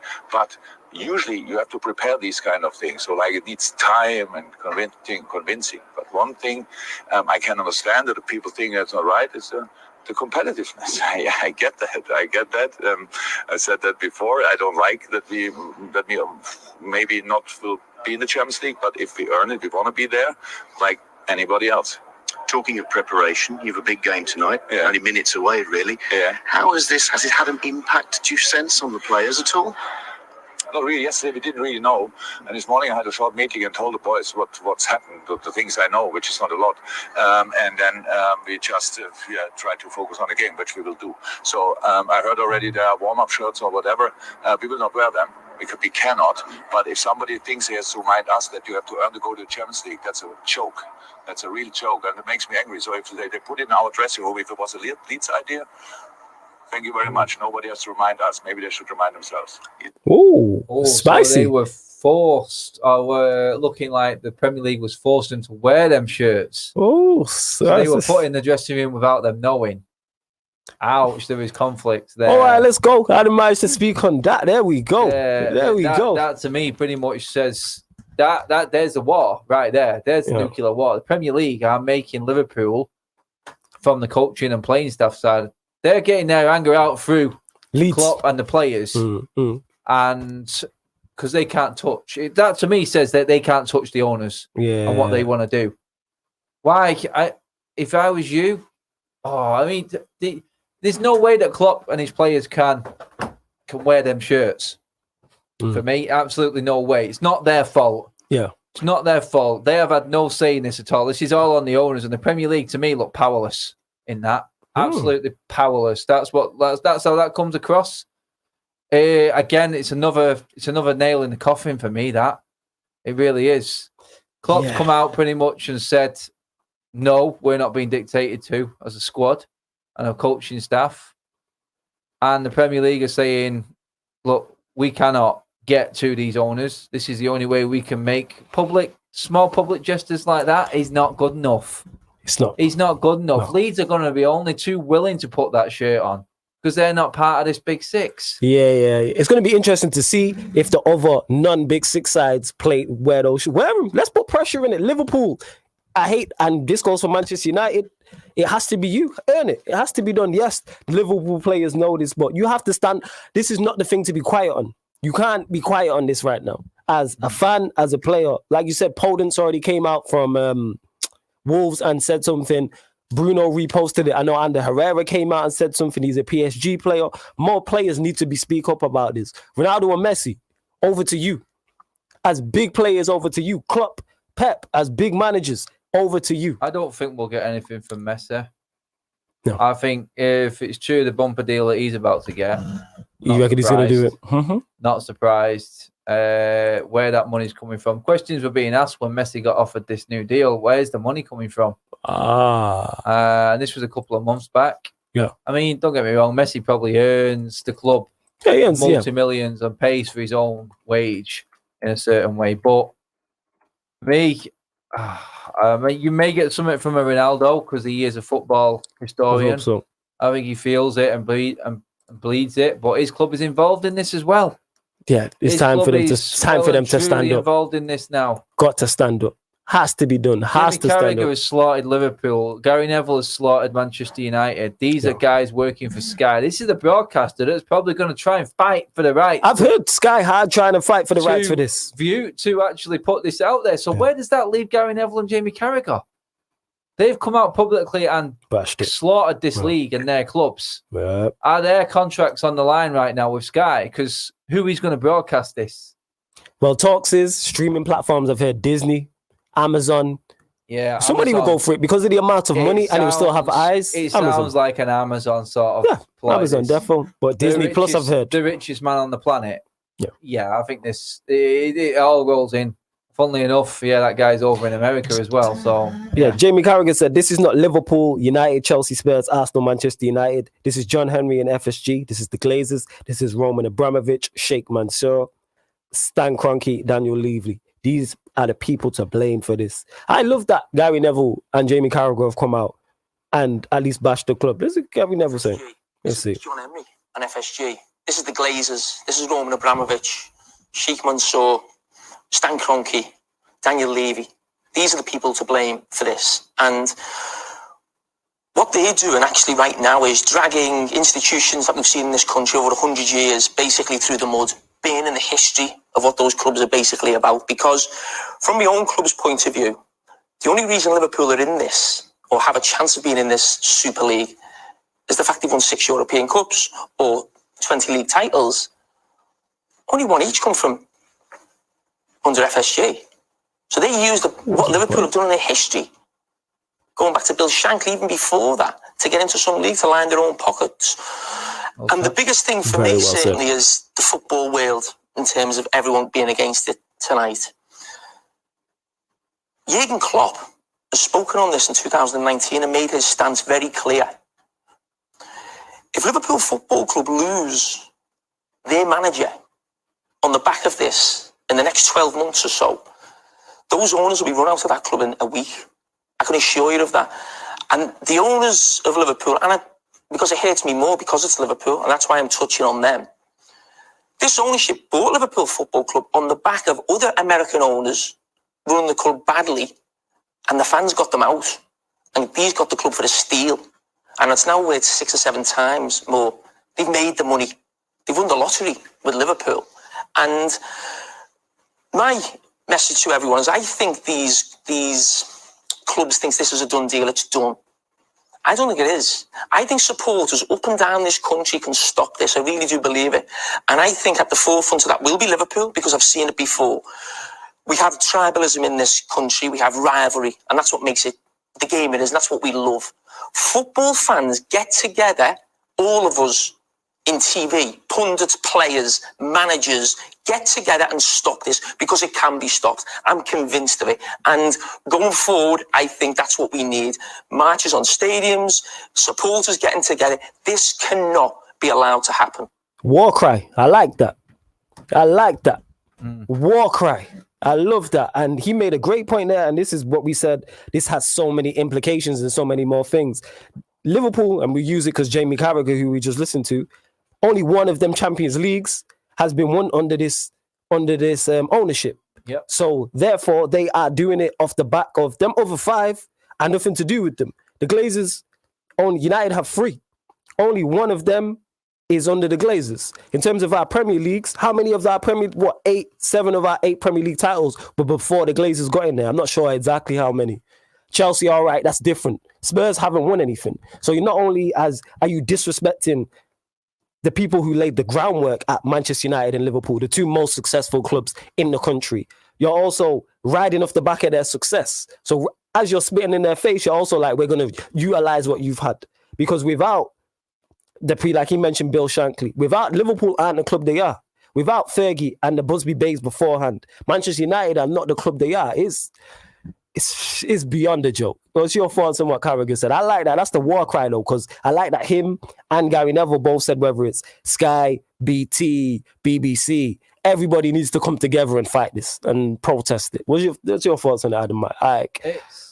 It's easy for them, I think, to say it. And I don't mean to put a downer on that at all. I think it's easy for them to say it. They're in a privileged position. Comfortable. You know what I mean? Yeah. For us, it's all right if we go and we get kicked out by the football club and then they turn this around because of us protesting or doing something. You know what I mean? They know our names. They know our addresses. They can easily say to us, look, after what you did, they'll find us on social media. They'll take us out anyway. And the club will be taken away from us no matter what. But we're stuck. All we're doing right now is we've been pushed into a corner and we're coming out swinging, and that's what we're doing. Have to be done. And the difference this time is the only thing that gives me the little bit of hope is what Carragher touched on there, is the fact that it's 6 of the biggest fan bases in this country that can come together and do this. It's not just one and the rest of the league laughing at us because they're in a better position. Football is about to be taken away from every single team, every single fan in this country. Yes. Because we said the implications alone for the top 6 leaving the Premier League, it just spirals down like a pyramid. Yeah. This is the only reason that this has got half a chance as a fan movement. The fact that it affects the country, not just one club. Yeah. We can protest all we want against the Glazers, but that's just us one. If it's us, yeah. the rest of the league's laughing at us. Yeah, because it's helping them. Yeah, it's helping them type of thing. They're not concerned about United's demise. No. Their concern now is, oh yeah, United and all these lot are going, but what does that give us? That gives us nothing to go back to each season. That gives us no rivalries. Like I said, Everton fans are like, yeah, look at all this and that. And oh, hang on a minute. We're losing a derby as well. Not only are they losing a derby, they're losing Manchester United coming into town. They're losing Arsenal coming into town. They're losing Spurs, Chelsea coming into town. These big games, these big managers, these massive players yes. that you take your kids to watch. Not all the time, just your own team, but you get to take your kids to watch these big players. The only reason that this has got half a chance, like Neville and Carragher have said, is because it's 6 teams, which affects the whole Premier League, which then affects the whole football pyramid in this country. I think that's why it's got a half a chance, but still. Can it be stopped? Yes. Do I believe it's very tough to stop? Yes, also. The problem that they've got is the owners of the football clubs will look at the numbers and go, we do not need you as fans. We don't need you. We have got a fan base outside of your country, which will still bring us tune in. They could easily charge a ticket price for an Amazon super match in the Super League. Do you know what I mean? They can easily sell it. The thing is with that, I think for the first 2-3 years, I think that's sustainable. After that, I'm not sure if there's, as much as there is many fans abroad, I'm not downplaying fans who are abroad. Are they the hardcore fans like you, for instance, who will travel up and down the country? Remember the statement I said at the start, mate, when they came out of it, and it was the biggest worry, the biggest concern I heard was how they titled the fans. We're legacy fans. Yeah, can they do it? And they are I think it might be, maybe this is me again being naive, that they may be jumping the gun on that. Because I'm not sure if you can lose, say, majority of your fans from your country and still make this a sustainable product all across the world. Because as much as, yes, they can do it without us, we are still a part of that. Like Manchester United, Liverpool doesn't have the same, we've seen it this season, how without the fans, it don't have the same feel, but we're still tuning in because we can't be there. I've said this, the Merseyside derby, for instance, we'll use Everton versus Liverpool. The reason why that is so good is because of the Everton fans when it's at Goodison Park.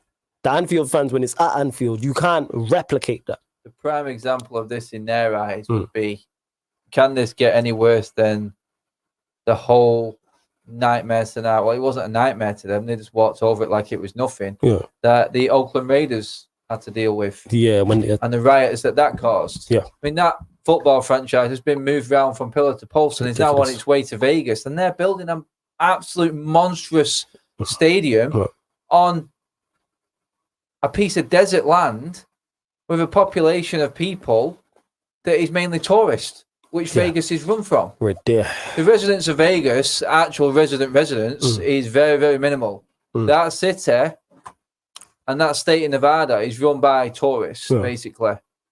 And they're building I don't know how many seater stadium there for a football club, which has been taken away from hardcore supporters in Oakland. It's been to LA, it's been to Oakland. It's now going over to Vegas. Yeah. And they're still going to fill it. This is what worries me. Yeah, because they will see that and go, we could move United out of the country. They definitely They could move it. They could rename United because the league is owned by them. Yeah, so they can call it whatever they want. They pull all the strings. Yeah. If they won't be bothered about losing all of the board members at this football club that have been there for years, the ones that will hold and uphold and disagree and protest, or not protest, but reject this movement of a Super League, they won't be bothered about losing them. They will replace them with people of their own who will make more money than them. Yeah. And it will come down to making the money. They understand NFL. They don't understand. Yeah, because they don't get the idea, the concept of relegation, which is not big. They cannot fathom it. It's like today. I think they were talking to. I think it was the Patriots owner or one of the NFL owners, and they were on a radio a few years back, and they asked a question to him: would you be interested when Liverpool came up for sale as an owner of an American football club? Yeah.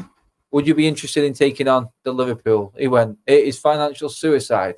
Why would any businessman looking to buy into a sports business buy into something that has a possibility of relegation and loss of earnings? It's stupid. And this is what the American way is. Yeah, that's why in their sports they don't have relegation. What's happened slowly but surely. Another American owner, and they've all come in. And we've seen the pictures of all these owners all sat around the table before themselves. Yes. And they've all come together now, and they've absolutely, and this is how powerful they are, they have taken down Sheikh Mansour and Roman Abramovich and left them with no choice. This is how powerful this what do you call it? A quartet? Yeah, a quartet. Nice. Yeah, it's a quartet. Four. Nice. Quartet. That's a point. A quartet of American powerhouses have brought down Sheikh Mansour and Roman Abramovich. Let that sink in, and that's what you're up against. Yeah, they've pressured Sheikh Mansour. Because they didn't want to go, and they have realised that they've had to go. And that is power. That's why I'm hoping, even though I'm being naive, that is strong power. That's a very valid point. I'm hoping they do a U-turn on this. I'm hoping it would take a massive, massive powerhouse like a Sheikh Mansour and Roman Abramovich to challenge. They say no, but the thing is, if there's two people who can challenge it, it's definitely those two. They're the ones. They're what we're holding. They're all our hopes, but they've actually signed up to this now. Yeah, they've been. So hopefully, I'm hoping maybe the backlash they've seen, and they're like, you know what?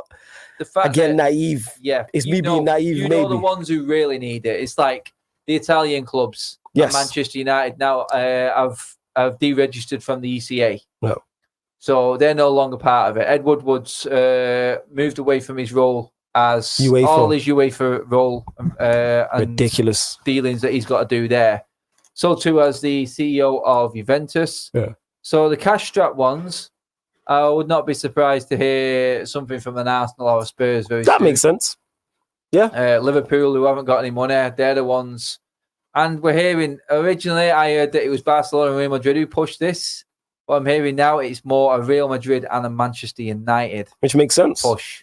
Which makes sense. The Glazers are the ones who are making this happen. Believe me. Perez. Florentino Perez, former Real Madrid president, him part of it, and the Glazers, part of it. No surprise to hear because we know he is God in Madrid, and they're used to it. It's easy for a Real Madrid and a Barcelona. No.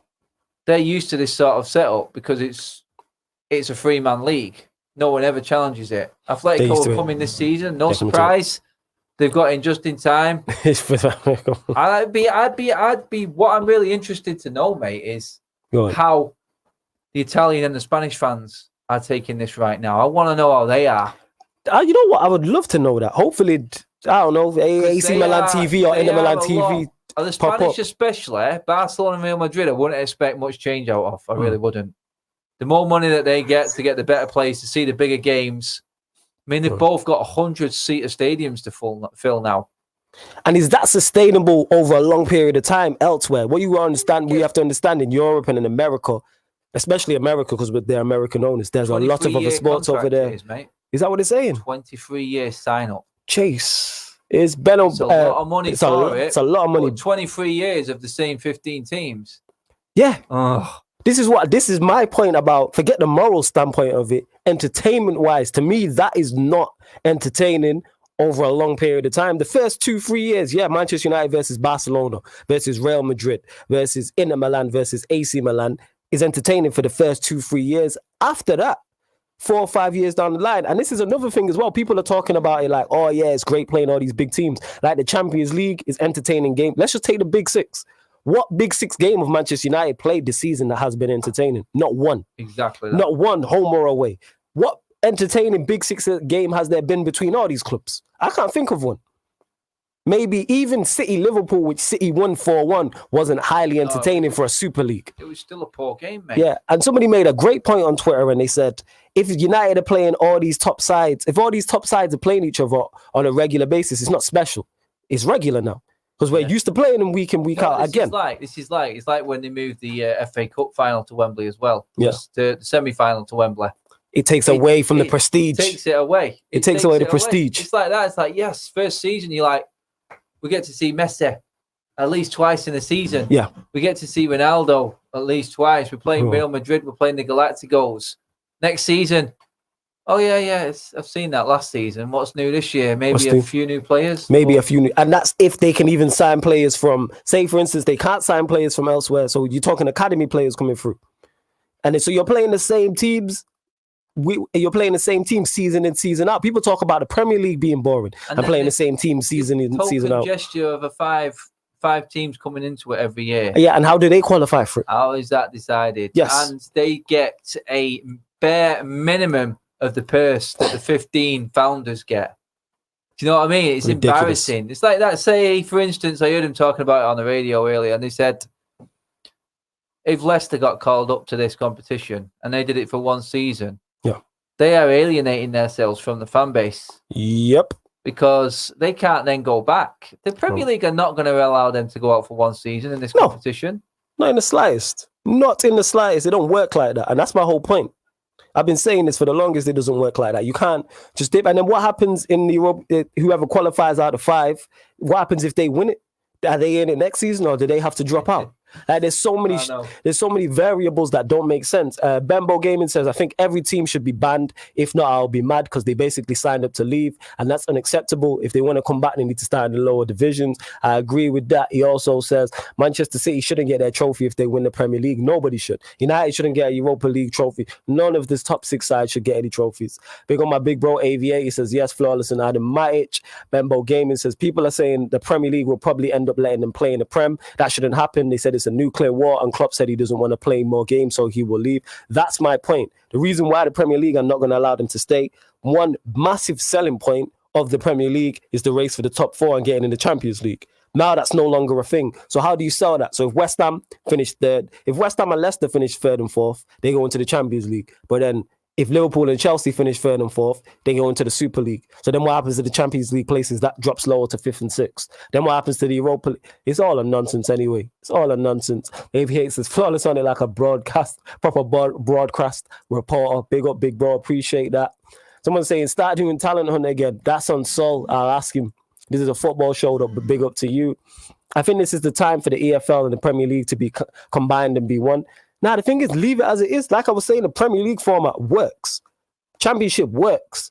The Champions League works. I don't want the Europa League. Yes, that probably could do with some revamping. But then again, it's a secondary competition. So you're not expecting it to be top fair. Yeah. It's meant to be like that. You can't give that the reward.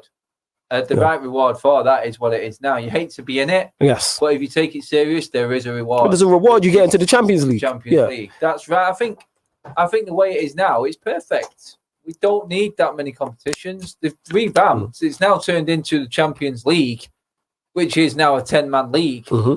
So you get to play, I think they said you got a guaranteed 10 games in the Champions League, which revenue-wise would be astronomical as well. Yeah. But still, if you go all the way in the Champions League to the final, you're set to earn around about 80 million. Sounds pretty good. But if you can walk into a competition that gives you 300 million without even lifting just entering, finger, yeah. Imagine what the prize fees are going to be. What's the reward fees? They will say, look, you can protest all you want, you can do this and that, but 220 million pound more, nearly £250 million more just for turning up. Yes, please. They're going to take that all day. We're not going to see any of you. We're never going to go to Old Trafford again. Ed Woodward, right now, is never going to be able to show his face at Old Trafford. No, Carragher made a great point when he said if Klopp leaves, the owners will be run out by the fans. And I could see that happen. I could definitely see that happen. How do you run out the owners when they're not there? Yeah, that's a fair point. They're not there. What can the fans do? All we can do is literally all we can do is protest. But that's the only thing we can do. They've done their own work, and they know that they can earn the same amount of money without these loyal fans. That's what they've done. They wouldn't do this otherwise. Yeah, it's because it's all the money grab. If they need the fans for money, these guys are not stupid enough to piss on their chips. Excuse my language, sorry. These guys are not about to lose one of their biggest revenue streams. They would have done the research, mate, and they'd have gone, we need these fans. We can't do this. They know they don't need them. They know they don't need us. I spoke with Kieran Maguire, the football finance expert, and he said exactly the same thing. These owners know that they can replace every single one of the people that go every week. They've already done their numbers. I'm hoping that they have done the numbers. I hope they get that. I hope they've got that wrong, but go on. If they offer this to other countries, they will snatch their hands off. Yeah. They will snatch their hands off. It is such a big deal. Massive. If you offer Manchester United to another country, it's huge. Gonna lap it up. Yeah, it's huge. How many people fly over here? Whose revenue? United. But again, that's a part of the whole, and we was touching on this yesterday, that's a part of the whole draw about watching Manchester United is coming to Manchester to watch them at Old Trafford. It's all well and great watching them in Asia or watching them in America or watching them when they do the preseason tour in an African country or something like that. But the whole draw of watching Manchester United as a Manchester United fan, especially foreigners, I want to tourist attraction. I want to go to Old Trafford.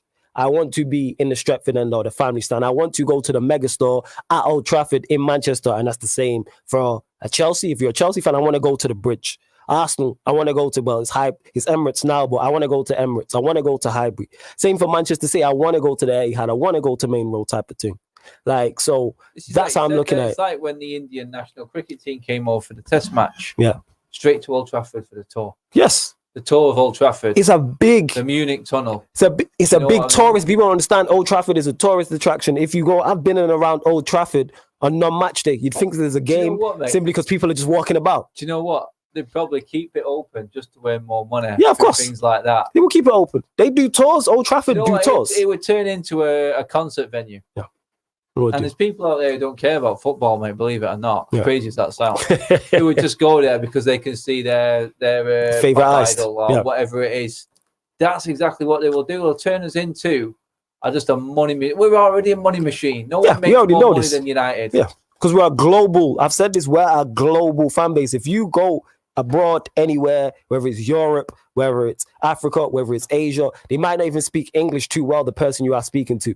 If they ask you where you're from, I've been abroad and this has happened, and you say Manchester, the first thing they say is, Manchester United. Yeah. And then the conversation goes on from there. I'm sure you've had that. I'm sure people watching and listening in have had that also. People who don't even speak English too well will have, how many times you see things and it's like pictures from abroad or whatever, and and people have United shirts and stuff like that. I can tell you certain things. Tourist attraction, we spoke about it.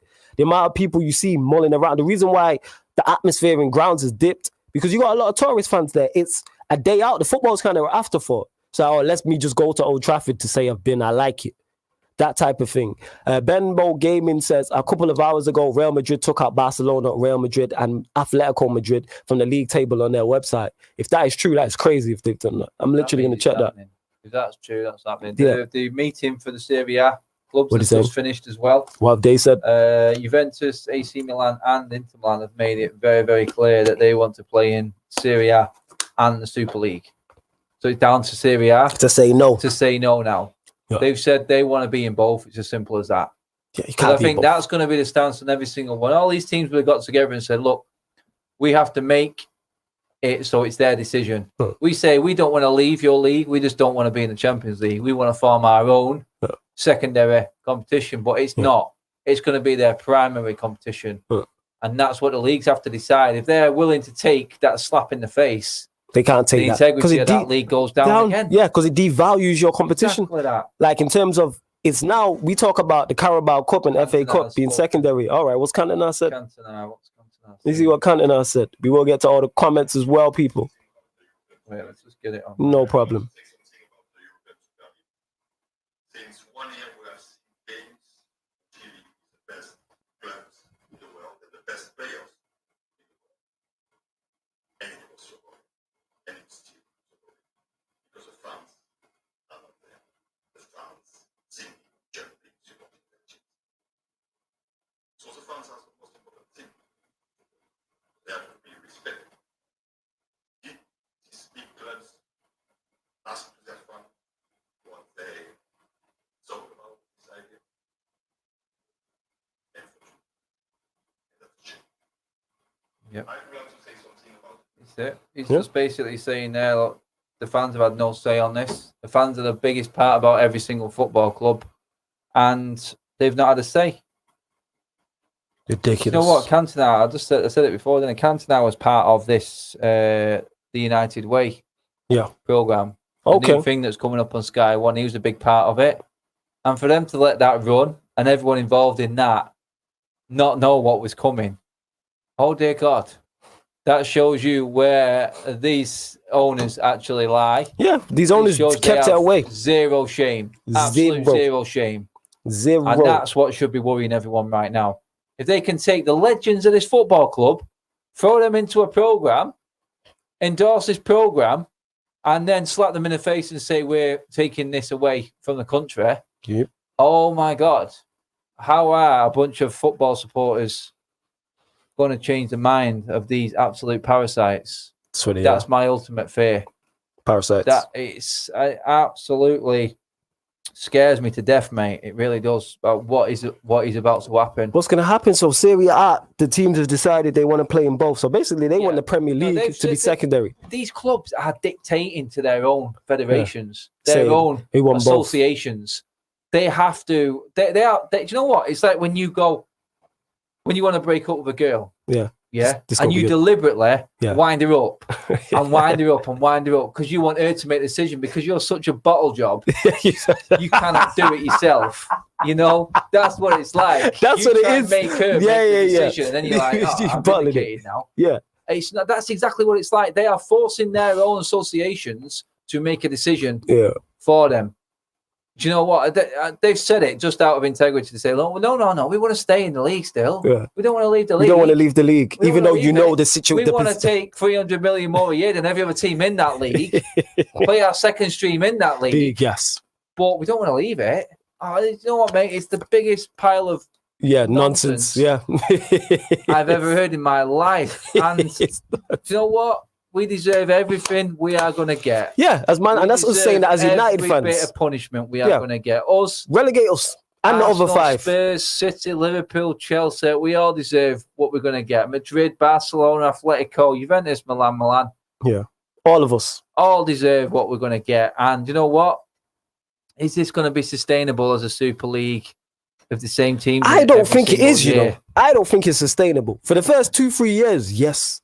After a while, I think it takes a hit. Used to it in America. That's the way of the land.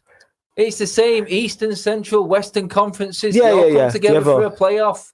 Everyone knows it. It's what they're brought up on. I'm just not sure if, as big as soccer is out there, they do have major other sports.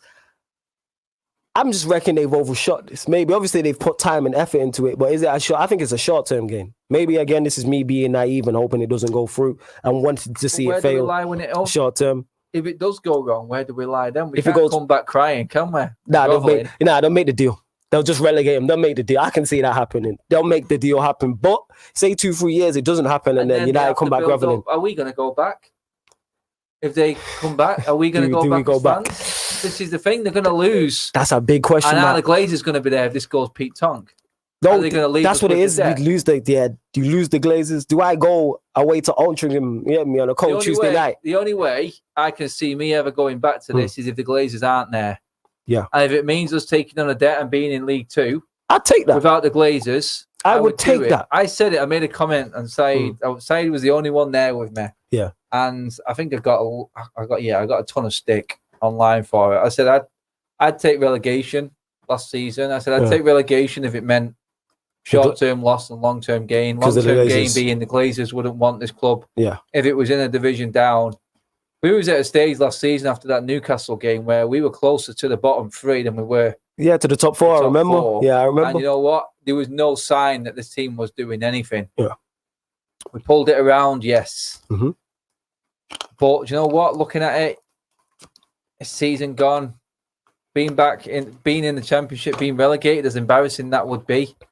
I think every United fan would take being in the Championship now if it meant we still kept our football club. Oh yeah, definitely now. When you look at it now, definitely. That's how bad the Glazers are. I'd take us being in League Two if it meant they're not there. That's besides the Europa. This is besides the European Super League. I can't stand the Glazers as it is, and this just makes it worse. Not only have, like Gary Neville spoke on it, not only have you downgraded our football club, made our football club. There's points where I've said this before we started doing From a Third Eye View. I stopped watching Manchester United.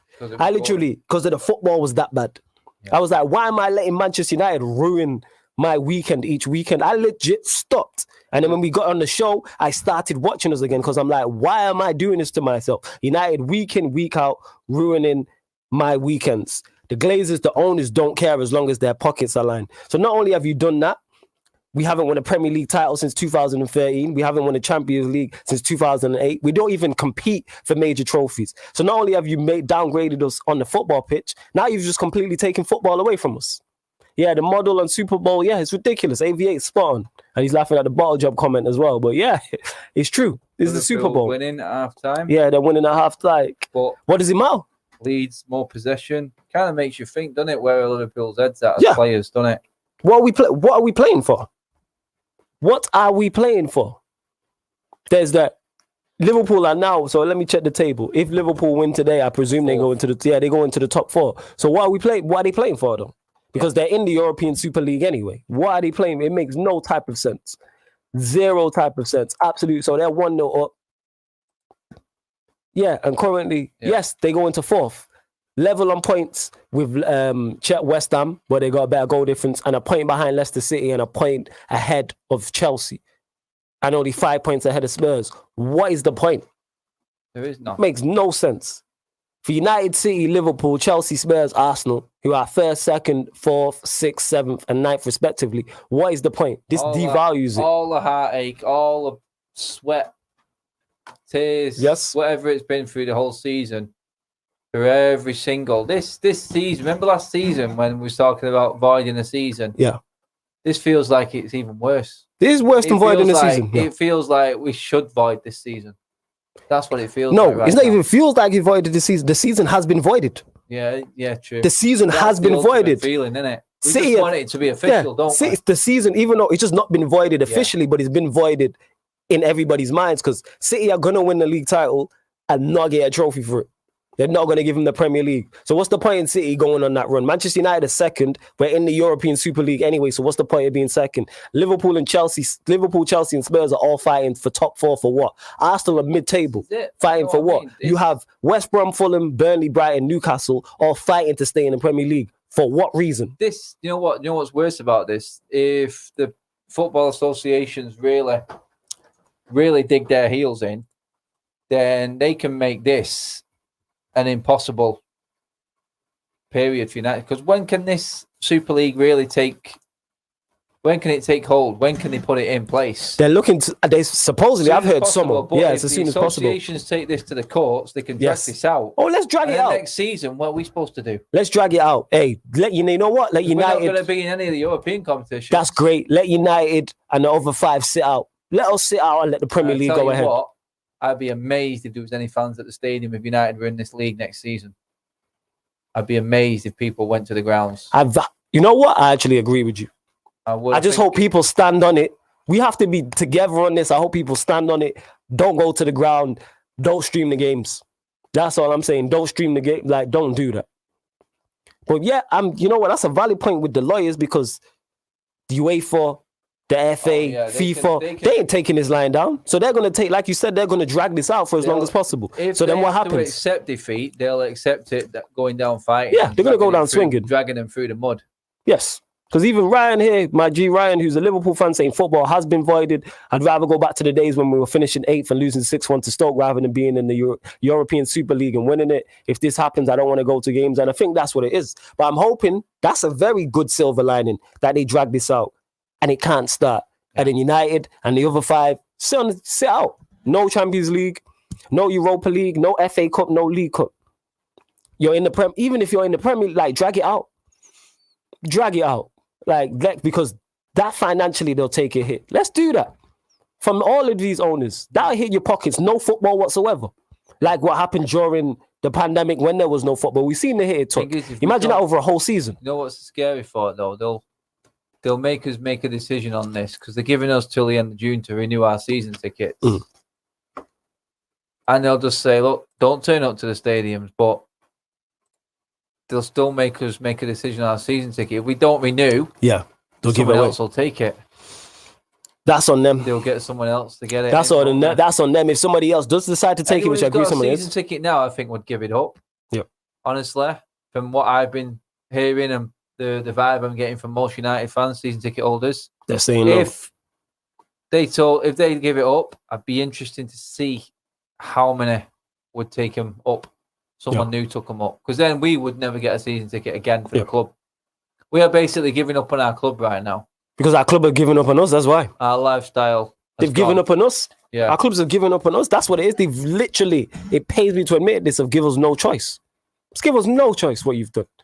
To our clubs alone, what you've done to all the other clubs, all the other players, managers, etc., etc.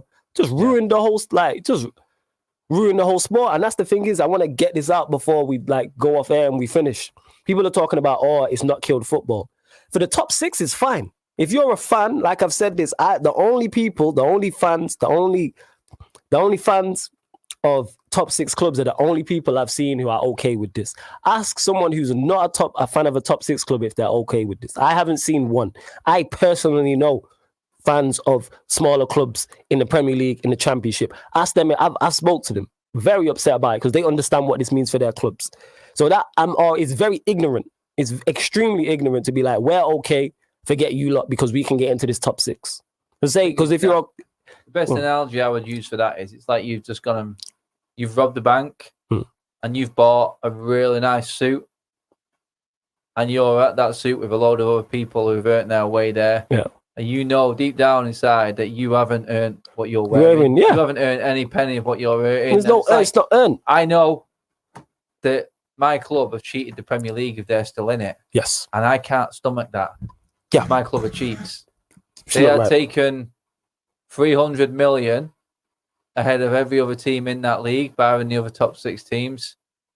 It's like they're basically saying, look, we cannot afford to be out of the top 4. So let's all get together and just make our clubs financially secure for the future to the detriment of every other football club in the country. Absolutely and ridiculous. Our countries that have joined the ignorance from fans, we're okay, so it's all right. Because I support United or I support Liverpool, Chelsea, Arsenal, Spurs. I'm okay because my club's all right. So what about the rest? What about the Premier League? What about the history and tradition? The only reason why your club is able to be in the European Super League is what's happened previously. Yeah, is the managers and the players who laid the foundations for you lot, and that goes for everyone. League like Arsene Wenger, for instance, Arsenal. What he did for your club. Chelsea, even a Roman Abramovich, even though he's agreed to this, what has been, even that before Roman Abramovich, before that, your Claudio Ranieri, who got you in there, into the Champions. I mean, actually, before Rome, the reason why Roman Abramovich looked at Chelsea is because what had been done previously. Yep. Manchester City, the reason Sheikh Mansour looked at Manchester City is because what's happened previously. He just didn't pick them out of a hat, the name out of a hat. He's just done all that good work that he's done. Yeah, for Manchester City. Sitting with me. Yes. I'm like, I said it before, that's what scares the living hell out of me, is that I wouldn't say corrupted, I would say they have overpowered 2 absolute billionaire powerhouses in Abramovich and Sheikh Mansour, and how they've done that. Oh my God! If they can do, that's what keeps sinking deep with me. If they can overpower them and influence them 2 people, yes, that's the scary part. That for me says these guys are not for messing around. They are going all in on this, and they will stop at nothing to get what they want. Ridiculous. This is the scariest thing. Absolutely, yeah. And let's hope, like I said, that's another silver lining, that they can drag this out with the lawyers, whether it's UEFA lawyers, FIFA lawyers, FA, and even if they slow down, you know what I'm saying, the Super League. Zayn saying there that Aguero moment has gone in the bin for them. And this is just talking about our local rivals, but it's gone in the bin for them. All the great work they did for Manchester City. All the great, just undone. The thing is, mate, you're looking at a manager at our football club right now that's got legendary status from the most unbelievable goal in Champions League history. Yeah. It's gone. Huh? It's gone. For me, Ole Solskjaer has to leave Manchester United. I agree with that. You know what? I would bow at his feet right now if Ole Solskjaer did that. Yeah, if he come out and stood up for what he believed in, then yes. And this is someone who wants him out. I'd be like, you know what? That's the moral compass. I believe he'll do it? No. He would change. We have all been united in adversity here. And it's, if anything out of this, one good thing that will come of it is the football family and the strength of the football family and supporters. Yeah, we go again. That's what it will be. We will start again if it's with another club, if it's with a new club that is formed. FC United, that type of thing. This is what it is. I drove past FC United this morning. That might be the new team. And I posted it out on Twitter. I said they warned us, but we didn't think our football club would be one of these clubs that would do something like this. Well, they were right all along. They knew this day would come. Yeah. And that's why they left. That's why a big chunk of the United supporters fan base left. Yeah. I was just taken aback by the love for my football club. He was, because you love is blind. So you can blindly follow it. So do I. But we are coming to a close of the show. This is from a Third Eye View, people. We go live every Monday, 7 p.m. Normally discussing Premier League results and Premier League action, but Super League took over. I've had the privilege of Adam Mites joining me and holding it down with me as a very, very, very good special guest host. Let them know where they can find you, Adam Mites, before we close out. Always Adam Mites TV on YouTube, Adam Mites on Twitter. And you can get me Adam Mites 31 on Instagram as well. There you go. Look up Adam Mites. You'll find Adam Mites. Like I said, I've been blessed for him to hold it down. It's been a great conversation. Big up to everyone in the comments. Like, if you're watching this back on the YouTube or you're watching this live right now, make sure you hit that like button, share and subscribe to the Pi Radio YouTube. If you're listening in via more traditional radio means, salute to you. Big up my bro Tox, who was listening in on DAB Radio. He tagged me on Twitter and on the Instagram. But yeah, man, salute to everyone who has locked in. We will be back next week, probably discussing the European Super League as well. Hopefully JV and Stroll will be back. We'll also have guests back in as well. That's why Adam Mites is here also. And this has been From a Third Eye View on Pi Radio. Thank you very much for tuning in.